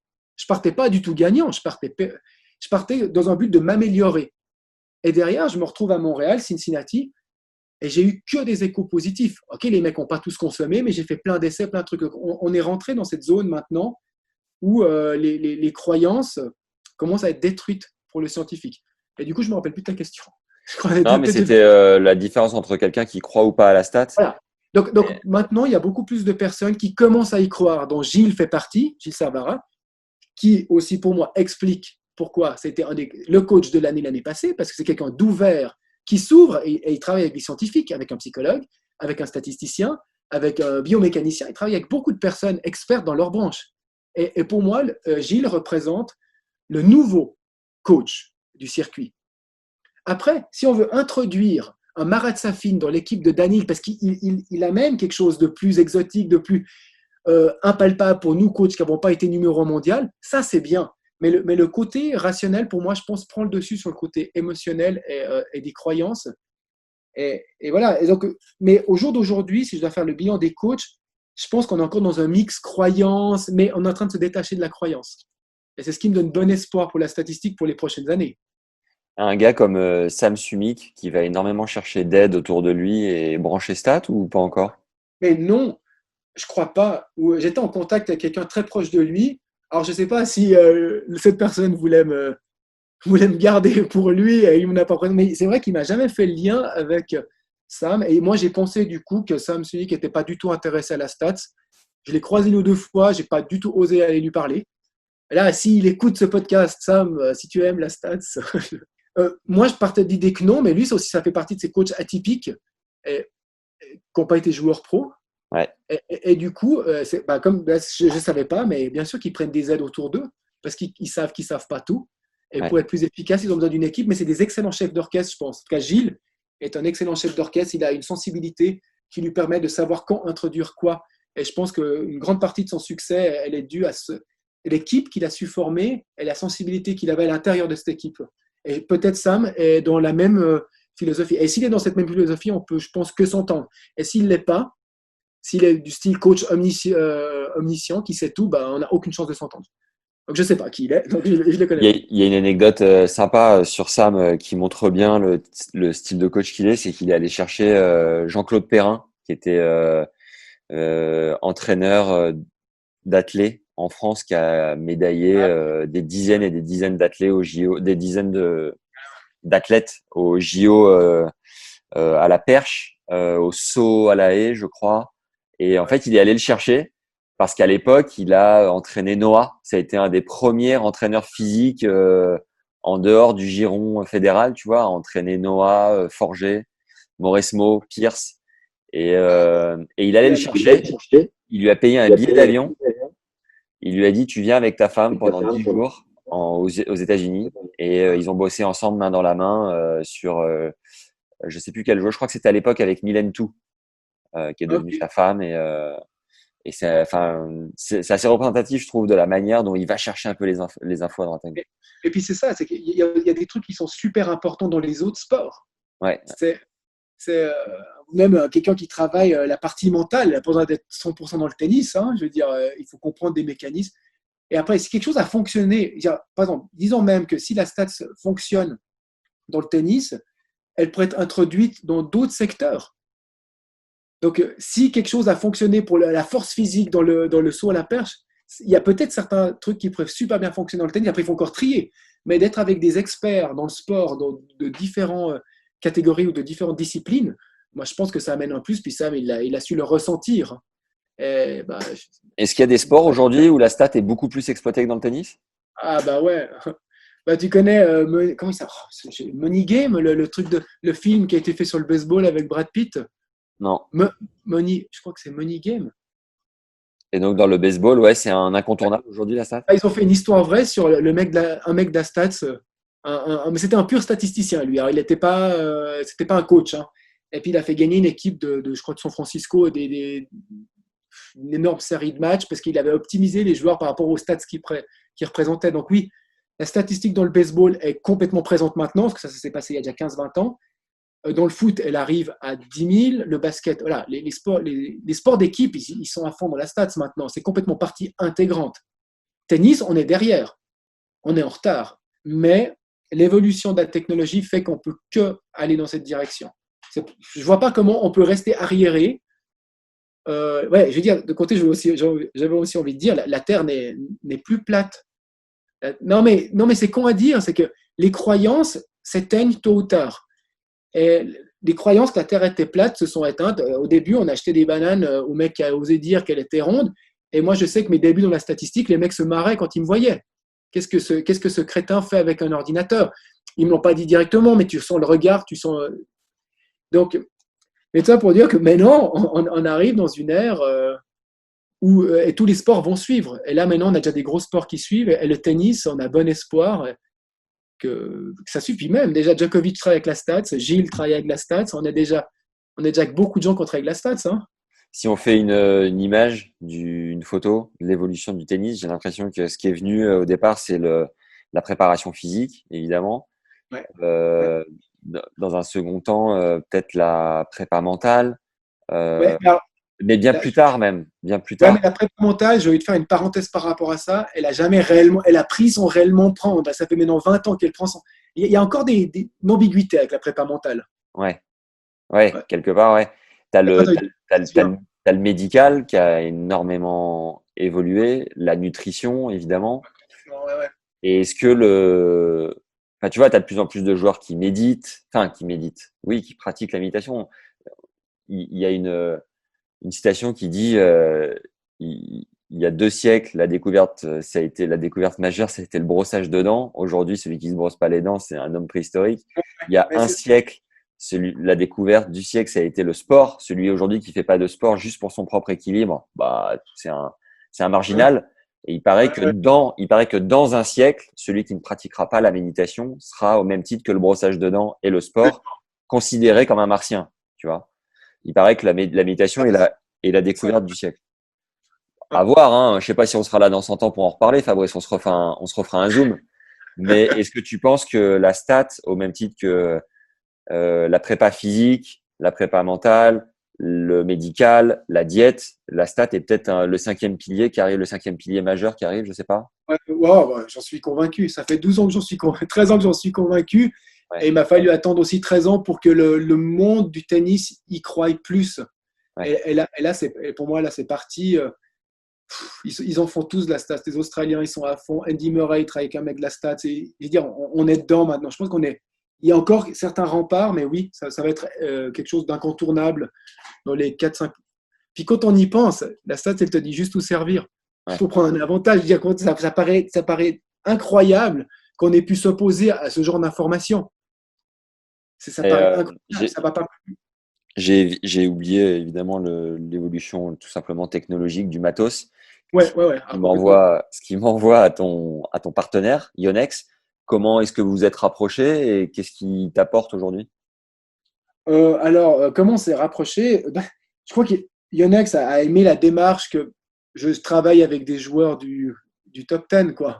Ouais, Puis j'étais au Open d'Australie, et puis du coup, j'ai pu être en contact avec Yonex International, parce que moi, j'étais en contact en Suisse, parce que, en fait, c'est deux contrats. On a un contrat national en tant que prof, tu vois, ouais. et puis on a pu me présenter le mec international, et puis je pense que il m'a dit qu'il aimait pas les stats, mais je pense qu'il était intéressé de savoir que les gens dans les équipes des grands joueurs peut-être portent sa marque.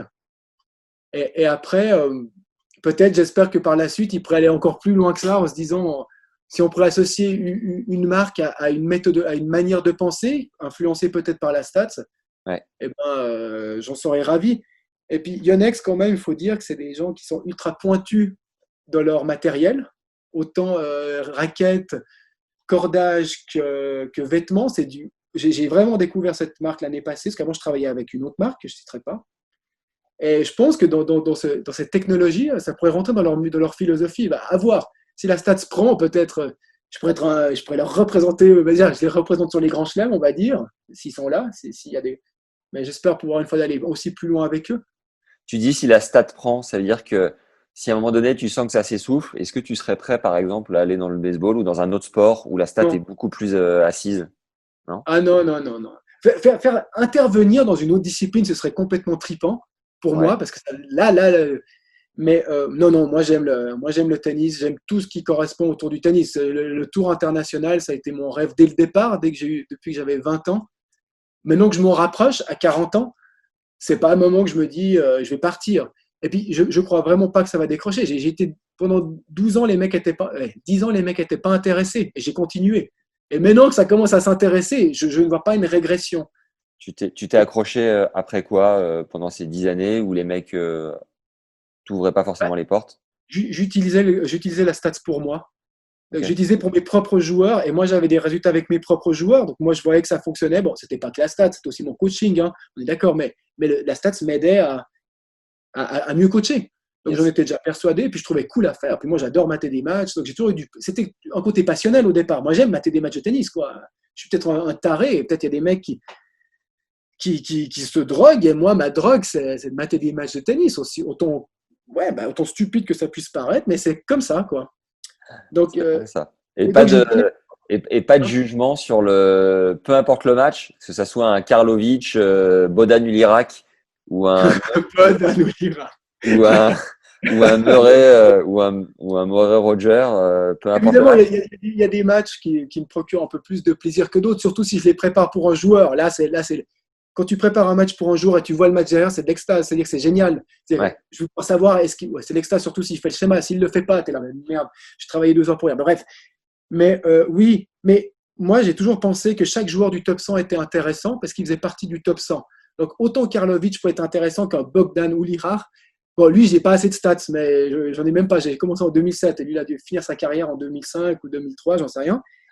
Mais chaque joueur dans le top 100 est intéressant. Il n'y a pas que les top 10 qui sont intéressants. Si on travaille avec des joueurs en développement qui veulent être un jour top 100, Cecchinato est super intéressant peut-être pour un. Et pour un autre, c'est Djumour qui est super intéressant. Donc j'ai toujours regardé les matchs dans ce sens que je mets de la donnée dans ma base de données, je rajoute de la data que j'utilise, que je peux traiter, et que chaque joueur a un potentiel super intéressant sur ses points forts et ses points faibles. Après, je revenais sur la question que tu disais par rapport au futur de la stats. Le futur de la stats, je reviens là-dessus parce que c'est vraiment en ça que je crois, c'est l'interprétation de la stats par des experts. Ça, c'est le futur de la stats. La stats en elle-même peut s'écrouler si elle est mal exploitée. D'accord. Mais si elle est, comme ce que je fais en ce moment avec le groupe d'experts que j'ai cité précédemment, si on la traite bien, cette stats, pour aller dans les catégories qu'on connaît, mentale, stratégie et tout, elle devient ultra importante. Donc, le futur de la stats, pour moi, elle va là-dedans. C'est un outil de mesure qui me permet d'aller dans de l'analyse plus approfondie, dépendamment du secteur. Et dans ce sens, je ne vois pas comment elle peut être mise de côté, parce que étant donné que le physique ne va pas être mis de côté, la technique ne va pas être mise de côté, le mental ne va pas être mis de côté, et la stratégie non plus. La stat, c'est juste un outil de mesure qui nous permet de triper sur ces 4 points, d'une Yes. manière ou d'une autre. Il Donc, y a un, il va devenir essentiel aux 4, en fait. il y a un mec qui t'aurait sûrement fait confiance à l'époque, c'était Fabrice Santoro avec toutes ses fiches Ou sur au les. contraire, il m'aurait pris comme un ennemi Ah de ouais? Fabrice. Et je dis, mais et il m'aurait dit, Fabrice, il y a un Fabrice de trop, là. Moi, j'ai mon calepin noir, je ne peux. Qui es-tu? Non, je ne sais pas, mais Fabrice aussi, si tu nous écoutes, ce serait une fois absolument génial de partager entre Fabrice, parce que oui, mais je ne sais pas, parce que tu sais, des fois aussi, on m'a dit qu'un Gilles Simon Ouais. pouvait être quelqu'un de super intéressé. C'est quand même Étienne Lafort qui me fait rentrer dans le tour. Je n'ai jamais parlé à Gilles. Je ne sais pas pourquoi, et je ne veux pas rentrer de savoir pourquoi, mais c'est comme ça. Donc, peut-être ces gens qui avaient la science, ils avaient une énorme stratégie en eux. Si c'était en eux et ils le vivaient comme ça fort, je ne sais pas si quelqu'un de l'extérieur pouvait les aider. Peut-être quand ils sortent après de leur carrière de joueur, peut-être là, une discussion est possible. Mais quand ils sont dedans, ils ont des croyances, je pense, tellement fortes, stratégiques, que peut-être je ne viendrai pas du tout, je serais pas du tout bien réceptionné. Mais Ok. peut-être maintenant pour Fabrice Santoro plus quoi, parce qu'il est sorti de son cadre de joueur. Avant de terminer l'interview avec les quelques questions de fin que j'ai qui sont globales à toutes les interviews, est-ce que tu peux nous dire où est-ce qu'on peut te retrouver, comment on peut te contacter, est-ce que tu as Instagram, les réseaux sociaux, tout ça? Ouais, bah, j'ai Instagram Fabrice Sbarro, Facebook Fabrice Sbarro. J'ai créé un site internet qui Ouais, s'appelle Tennis Profiler. yes. Donc tennis profilé, profiler, voilà. J'ai prononcé à la française. Hein. Et, euh, et là, donc sur Tennis Profiler, il y a à peu près 600 fiches de joueurs par la stat, parce que je donne pas mal ma base, je donne une petite partie de ma base de données. Et là, il y a des contacts, quoi. Et puis LinkedIn, ouais, mais C'est chaque fois que mon compte, c'est quoi ton parti pris de mettre 600 fiches en public comme ça, de donner un peu ton boulot? pas toujours faire découvrir la stat au grand public. On est encore dans une bataille où la statistique, je t'ai dit qu'elle va mieux, mais on n'est pas encore au sommet du truc. On a encore un chemin. Il faut que ça intéresse les personnes. Je vais pas mourir dans ma tombe avec mes putains de 1 million de points analysés aussi. C'est bon, je vais mettre un site internet et puis au moins partager ce que beaucoup de gens pensaient qu'il n'avait aucune valeur. Après, si ça prend énormément de valeur, je vais fermer le site parce que je peux pas. Mais là, au jour d'aujourd'hui, j'étais dans une propagande, quoi. Il faut propager le message, quoi. Un petit peu comme un prophète de la statistique. Donc, le site permettait peut-être à certaines personnes de se sensibiliser avec les chiffres et peut-être aimer mon travail et me contacter. J'ai eu aucun contact, hein, entre parenthèses. Aucune personne. Alors que le site est hyper bien foutu, je l'ai regardé tout à l'heure. Ah, c'est gentil. Et franchement, il est hyper clair, j'aime beaucoup. Et puis ton discours à travers la salle, j'espère que cet épisode inspirera quelques personnes. Et moi, le premier, avant de te contacter, je savais pas du tout de quoi on allait parler. Franchement, c'est une mine d'or, c'est un puits sans fond de. Bah, Ça fait plaisir. non, c'est même pas pour faire plaisir, c'est vraiment le sentiment que j'ai après notre échange. C'est chouette. Du coup, Mais, ouais, dis-moi. Dis-moi, mais pardon. une fois de plus, entre il y a des peurs encore. Entre trouver quelque chose de super intéressant et le consommer, Ouais. il faut oser au jour d'aujourd'hui parce que c'est pas encore comme un physio que tout le monde prend un physio. On est encore dans mais il y a encore des peurs chez les joueurs. Mais c'est vrai que maintenant au moins ce que tu me dis, c'est on trouve ça très intéressant, très très très intéressant maintenant, de plus en plus intéressant qu'on peut commencer à vraiment l'envisager dans une équipe. Ouais. Après, c'est certainement un investissement du top niveau, peut-être, ou alors de la Fédé, parce que pour avoir fait pas mal d'interviews avec les joueurs, quand on voit déjà les dépenses qu'ils ont dans leur structure, pour se dire encore aller chercher un expert en plus, un gars comme Gilles qui bosse avec Danil, qui a empoché 7 millions de dollars en 2019. Tu te dis qu'il. Et encore, hein, c'est quelque part, c'est de l'investissement pur de sa part, donc il n'est pas obligé de le faire. Ça démontre que c'est quelqu'un d'hyper ouvert. Mais c'est vrai que c'est encore peut-être réservé à une certaine élite, quoi. Oui, c'est clairement réservé à une élite. Mais quand le joueur qui n'est pas de l'élite prendra conscience que peut-être cet investissement va lui faire gagner 100 fois plus d'argent, peut-être il prendra le risque. On n'est Ouais. pas des tarifs de malade mental. Moi, je suis pas, mais mes tarifs, c'est pas Golden Set Analytics, c'est 100 000 livres par année. Hein. C'est Hmm. des tarifs complètement abordables. Et je suis encore dans le côté passionnel. Bah là, en l'occurrence, j'ai peut-être un joueur de double qui est classé en dehors de la centième qui m'a demandé des informations. Bien sûr que je vais lui faire un prix. Je veux dire, évidemment, on est encore dans un côté passionnel et puis ce côté de challenge, de faire monter quelqu'un. J'ai ma partie coach qui reste. Il y a des gens, par contre, qui prennent la stats comme un produit où ils veulent gagner de l'argent. Et j'en ai côtoyé, hein, des gens qui font de la stats aujourd'hui dans le tennis, ils veulent que gagner de l'argent. Ouais. Moi, je suis un mec passionné. Moi, ce que je veux, c'est pas gagner de l'argent. C'est être dans une équipe qui gagne des grands chelems. C'est pas la même chose. Si derrière, il y a de l'argent qui vient, c'est absolument génial. Et s'il n'y en a pas, moi, je suis heureux. J'ai un style de vie qui me va très bien avec moins d'argent que Daniel Medvedev, quoi.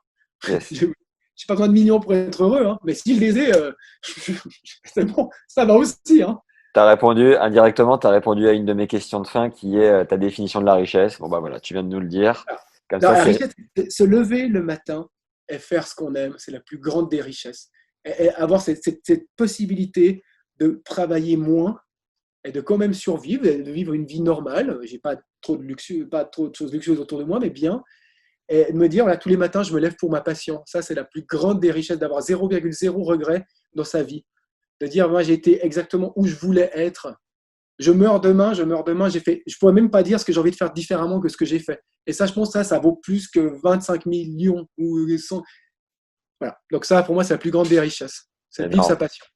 énorme, énorme. Quel est l'échec qui t'a le plus appris? L'échec, il y en a eu tellement, tellement. C'est pas des échecs. Et celui, Euh, vraiment, celui dont tu as tiré le plus grand enseignement, peut-être? enfin, il y en a eu tellement. C'est pas des, je veux dire, c'est pas des échecs, c'est des refus. Tellement de refus de mes prestations, tellement de promesses qui n'ont pas suivi. Euh, Il n'y a rien qui m'a remis en question. J'ai toujours été 100% sûr que ça allait fonctionner un jour. Donc, est-ce qu'il y en a un qui m'a plus remis en... Non, je dirais pas l'échec, je dirais les victoires. La question, c'était quel est le plus gros échec qui t'a fait? L'échec qui t'a le plus appris? Bah non, moi je dirais le contraire. Quelles sont les plus grosses victoires, ce qui t'a le plus appris? Et c'est des victoires que j'ai obtenues ces derniers temps avec des grands joueurs. Ça m'apprend beaucoup plus que ça m'apprend que je suis dans le bon chemin. Les échecs, franchement, en tant qu'indépendant, même tous ceux qui ont une start-up, franchement, si tu n'es pas prêt à l'échec, tu fais même pas une année. C'est les mecs, je te dis au début que je commençais, qui se foutaient de ma gueule. Tous les mecs qui t'ont dit ouais, c'est super et qui te rappellent jamais toutes les promesses de collaboration qui n'ont jamais existé. Je veux dire, je ne peux pas m'attarder là-dessus. Il n'y a rien qui m'a fait avancer là-dedans. C'est waouh, on me promet de rencontrer lui et je ne le rencontre pas. Ouais, on me promet de travailler, ah, ça ne se fait pas. Putain, ça ne me fait pas avancer. Moi, ce qui me fait avancer, c'est des titres et de pouvoir dire maintenant, j'ai collaboré avec Gilles Servara puis Nico Mahut. Ça me fait avancer. Parce que les gens, maintenant, quand je dis ça, ça change tout. Hein. Ah, je travaille avec Gilles Servara et Nico Mahut. Les gens, ouais, on va l'écouter.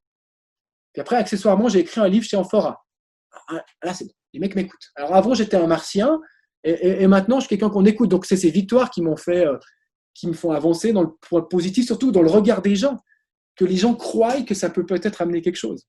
Et entre tes 20 et 30 ans, quand tu as fait une pause dans le tennis, où tu as bossé sur de la stat, je sais plus dans quel domaine, C'était qu'une année.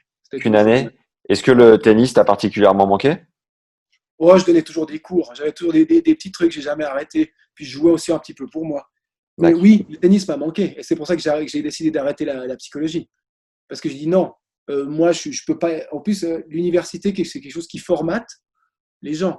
Et je suis un électron libre à 2000%. C'est-à-dire que je ne peux pas être formaté. Je devais créer les choses par moi-même et j'ai bien vu que l'université ne collait pas du tout avec mon mindset. Et puis le tennis me manquait le coaching. Ouais. Niveau régional à l'époque, mais déjà à niveau régional, d'avoir mes petits joueurs régionaux, d'aller dans des compétitions régionales, ça me manquait. Et puis je me dis non, ça vaut pas la peine d'aller à l'Uni, qui vont me bousiller le cerveau pendant 5 ans et je vais même pas réussir d'ailleurs. J'avais déjà pas réussi la première année. Je préfère pas repartir avec mes joueurs. Mais par contre là, j'ai gardé ce bagage scientifique de l'Uni en me disant, moi je veux le faire à ma manière. Et en fait, mes premières années de stats, je me suis fait ma propre université. Ok. Et je l'ai fait vraiment comme un cursus universitaire avec un bachelor, un master et mon doctorat. D'une certaine manière, ça a été mon livre publié chez Amphora. Ça a été pour moi un espèce de doctorat. C'était une recherche de 10 ans sur les profils de joueurs, sur les styles de joueurs. Donc j'ai jamais abandonné le tennis. Jamais. Quelle est ta plus grande fierté jusqu'à aujourd'hui, ton plus bel accomplissement? Dans le monde du tennis ou dans Ouais. tout? Dans le monde du tennis, bah oui, sinon tu veux me dire ton enfant, on le sait. Ah, il faut comme ma petite Eva, je peux pas non plus ne pas la mentionner. Euh, la plus grande quoi, t'as dit, satisfaction? Ouais, ton plus bel accomplissement, plus grande fierté. Bah, c'est chaque fois que je me suis rendu compte que j'ai passé un stade supérieur. Il y avait une victoire. Mais comme je t'ai dit, un de mes joueurs, être numéro un suisse, ça a été une récompense énorme avec un joueur. C'était une énorme récompense. J'avais 22 ans et numéro un suisse. Après, un de mes joueurs fasse son premier point ATP, j'en ai pleuré, pour te dire. C'était un énorme accomplissement pour moi. Parce que je sais d'où il venait, le mec. Et je Ouais. sais ce qu'il avait parcouru. Et après, oui, avec la stats qui s'est passé ces derniers temps, ça a été des énormes satisfactions.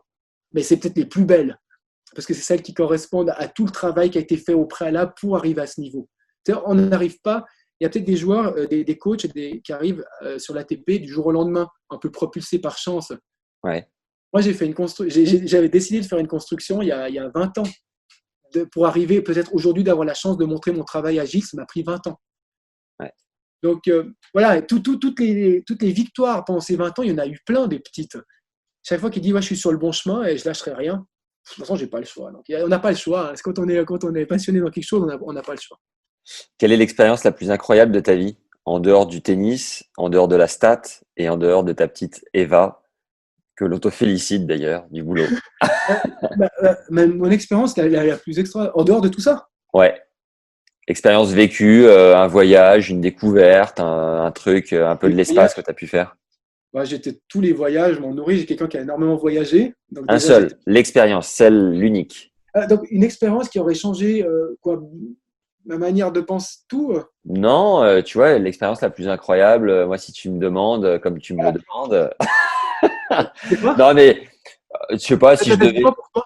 spontanément, si je devais dire un truc, je dirais peut-être nager dans un cénote au Mexique, tu vois, un truc un Ah peu ouais, qui sort de l'ordinaire, tu vois. Si t'avais un truc comme ça qui te revenait, j'ai pas sauté ouais, en j'en parachute. ai une. Moi. Je pense pas que c'est l'expérience qui a changé quand il m'a dit ça. J'ai fait une tournée au Togo.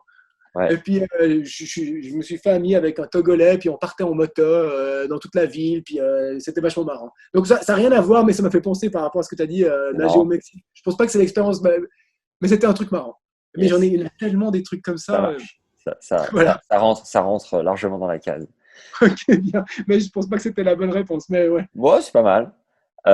Est-ce que il y a un livre que tu recommandes, un seul livre que tu recommanderais aux gens qui nous écoutent de lire? Euh, Outliers de Malcolm Gladwell, quelque chose comme ça, qui parle Ouais, des logiques sous-jacentes à des phénomènes sociologiques, et ça, c'est exceptionnel. Donc, c'est exactement ça. très bon. Donc je pense que ça c'est vraiment. Il y en a d'autres de grands livres, mais celui-là, c'est un qui m'a le plus marqué ces dernières années, je dirais. Mais je Et crois que c'est ton, le succès à tout prix. Je crois qu'il ah, s'appelle le succès à tout prix en français. ah, Parce qu'il très a été bien. traduit en français. Je crois que Donc c'est ça. Donc, je mettrai ton il livre et me ce semble que livre. le succès à tout prix ou Outliers de Malcolm Gladwell. Peut-être que je fais Ok, encore une faute par rapport à tout ça. je mettrai ton livre et ce livre en description de l'épisode, en Ah ouais, lien. alors, surtout mon livre. Ah, c'est celui, celui-là. Évidemment, je mettrai le tien en premier, ne t'inquiète Oh pas. non, mais l'autre en premier. Je veux pas non plus. Non, je trouve que Mike, là, il a écrit un livre qui est bien supérieur au mien, mais je suis très fier du mien. Hein. Et puis, Ah, je tant mieux. remercie une fois de plus son fora et Est-ce que Renaud Dubois. est-ce que tu aurais un film référence à nous citer, un seul? J'ai un film référence, mais qui n'a absolument rien à voir. Je pense peut-être même qu'il va te faire marrer, mais qui n'a rien à voir avec tout ce qu'on a parlé. Mais en plus, peut-être ça rejoint mon Togolais à moto. Un des films cultes de ma vie, ça a été Las Vegas Parano. Ok. Donc, Je l'ai pas vu, oui, figure-toi. donc c'est l'histoire de deux mecs qui se défoncent du matin au soir. Donc moi, j'ai pas pris de drogue, je suis quelqu'un de clean, mais c'est un film qui, dans l'imaginaire, m'a beaucoup touché quand j'étais adolescent. Donc voilà, un film, ce serait plutôt ça. Ok, Puis c'est un truc, donc, on voulait un truc qui avait rien à voir. Donc Las Vegas Parano. très Ça n'a bien. rien à voir. Et ça me représente pas du tout au jour d'aujourd'hui non plus. Je ne consomme Même, pas de drogue, même si même si tu nous as dit que tu étais un peu drogué à la stat quand même, hein. ah, voilà, exactement. Dans ce sens, je pense être complètement illuminé par rapport à la stat. Je le pense l'être, oui. Donc peut-être en parallèle par rapport à ça, oui. Mais moi, ma drogue, je considère une drogue saine, quoi. Yes. Le concert le plus ouf auquel tu as assisté? Le concert le plus ouf. Ouais, j'ai une période, même avant que Las Vegas Parano, j'allais à pas mal de concerts. Peut-être à l'époque, c'était il y a Tricky. Là. Je ne sais pas si tu connais Tricky, c'est c'est des trucs complètement barrés. C'était des trucs, ouais, ils étaient en fait, j'ai toujours été attiré par des gens un peu barrés, quoi. J'ai trouvé ça un truc bien. Hein. Très bien. J'allais pas dire Michel Sardou, quoi. Je suis désolé, j'allais pas dire Michel Sardou. Et Oh, puis, t'aurais pu, il y a pas de mal. c'est bien calé aussi. Mais Si, voilà. si le Fabrice Sbarro de 18, 20 ans, qui était un peu rebelle, comme tu nous l'as dit tout à l'heure, avait quelque chose à entendre, qu'est-ce que tu lui dirais aujourd'hui avec le recul que tu peux avoir? Comment tu essaierais de le coacher? Sois plus malin par rapport aux gens qui ont plus de force que toi, qui ont plus d'influence que toi. Et être plus Sois plus malin, sois tu plus lui dirais de faire stratégique, quoi concrètement? sois plus stratège. Dans le sens, quand tu es rebelle, tu te mets tout le monde à dos, et je me suis mis peut-être la Fédé d'une certaine manière à dos et des gens. Mais d'une certaine manière, quand tu es jeune et tu veux faire ta place, si tu la fais pas par la violence, de toute façon, on n'en a rien à foutre de toi parce que tu es jeune. Donc c'est difficile aussi, c'est ambigu. Mais peut-être, ouais, sois plus malin, sois plus stratège dans le sens, sois bien avec certaines personnes, même si tu n'as pas envie de l'être. Parce que Ok. j'étais assez direct, si je n'aimais pas, j'aimais pas. Peut-être encore au jour d'aujourd'hui aussi, mais je fais attention, quoi. J'essaie de faire plus attention. Quoique non, au jour d'aujourd'hui, plus, quoi. Ah non, je veux collaborer avec tout le monde, donc je suis pas du tout dans le sens, je suis à l'opposé. Est-ce qu'il y a une citation que tu aimes bien? Euh, non, là, comme ça, non, non, j'en ai pas, désolé. Non, Tu me l'enverras par WhatsApp si ça te revient. peut-être, ouais. Est-ce qu'il y a une personne que tu nous recommandes pour ce podcast et que tu pourrais nous aider à avoir? Euh, alors, une personne qui pourrait être experte dans peut-être Cyril Genevois, biomécanicien, qui je trouve très expert dans sa branche, Ok. et qui fait beaucoup de conférences à l'ITF. Étienne Laforgue, le coach de Gilles Simon.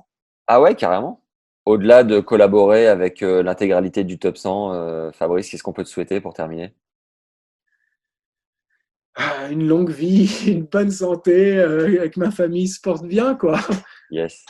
Je Bon, bah, pense très que bien. c'est le plus important après le professionnel ou au même titre que le professionnel. En effet. Merci beaucoup en attendant d'avoir Ah, pris merci le à temps. toi, hein, ça m'a fait plaisir. C'est Euh, beau, merci, ça me fait plaisir. Ça me fait ouais, plaisir. non, franchement, Merci en tout cas c'était. à vous d'être aussi intéressé à quelqu'un, à la stats, quoi, et un Ben, peu. en fait, c'est ce que je te disais, on élargit vraiment le spectre au max. Et après avoir fait cet épisode ensemble, tu te rends compte à quel point c'est une richesse. Déjà, avant de le tourner, tu te dis qu'il va y avoir des infos méga intéressantes. Mais après l'avoir tourné, tu te dis, ouais, putain, c'est un puits sans fond. Et tout est bon à Ouais. analyser, tout est bon à étudier. Merci d'être aussi passionné et d'avoir pris le temps en attendant. Ah, merci à toi et merci à vous de me donner une chance de m'exprimer et de pouvoir te parler de la statistique, quoi. Cool. Ma passion. Bon, bah, à la prochaine, Fabrice. Prends soin de toi. Merci beaucoup, à la prochaine. Hein. Ciao, Ciao. ciao. Salut. Merci au tout meilleur d'avoir passé ce moment intégralement avec nous. Un big merci à Fabrice de s'être ouvert avec autant de passion. Si vous avez aimé cet échange, vous pouvez nous le dire avec un commentaire sur Apple Podcast. Ça nous aide considérablement à faire connaître la chaîne et surtout, vous lire chaque semaine nous booste à tout donner et à vous régaler. Vous avez été super nombreux la semaine dernière, ça fait vraiment chaud au cœur. Merci à Ernest et Kenzo, ainsi qu'aux deux autres protagonistes au pseudo imprononçable pour vos derniers commentaires. Et la palme de la semaine revient donc à Ernest, qui m'a vraiment fait rêver en laissant son deuxième mot assez mythique. Il nous écrit « Moi je veux bien mettre un commentaire à chaque épisode parce que je suis un fan inconditionnel. Le ton, la qualité des échanges, la variété des intervenants, la gestion de l'interview, bravo. Tu régales Ernest, surtout ne change rien et un grand merci à toi. Vous ne vous rendez peut-être pas compte mais vos commentaires sont du fuel pour nous faire avancer chaque semaine. Énorme merci également à Johan pour ton soutien, non pas le créateur de Tennis Légende, mais un nouveau généreux donateur qui nous a écrit au passage « Merci pour toutes ces interviews qui me permettent de faire mon footing dans de meilleures conditions, un pur régal, continuez comme ça. » Parce qu'entre la préparation, le tournage, le montage et la diffusion, chaque épisode représente environ 10 heures de travail, tu peux donc nous encourager à tout donner chaque semaine, à hauteur de 2 €, soit un café par mois, ou plus si le cœur t'en dit. Le lien pour y accéder est dans la description de l'épisode. On diffuse un court passage des épisodes chaque jour sur la chaîne YouTube Tennis Légende Podcast. Ça peut devenir ta dose de circuit quotidien, alors fonce t'abonner si ce n'est pas encore fait. Pour finir, on fait des t-shirts légendaires qui peuvent être le cadeau idéal pour les fêtes de fin d'année. Tu peux les trouver sur la boutique en ligne. Tous les liens sont à votre disposition dans la description, juste en dessous de l'épisode. Voilà, c'est tout pour cette semaine. Merci vraiment d'être de plus en plus nombreux à nous suivre et à nous soutenir. D'ailleurs, si tu veux faire plaisir à un ami à toi, envoie-lui l'épisode que tu as préféré, parce que le bouche à oreille fonctionne aussi à merveille. Prenez soin de vous les légendes, et à très vite. Ciao.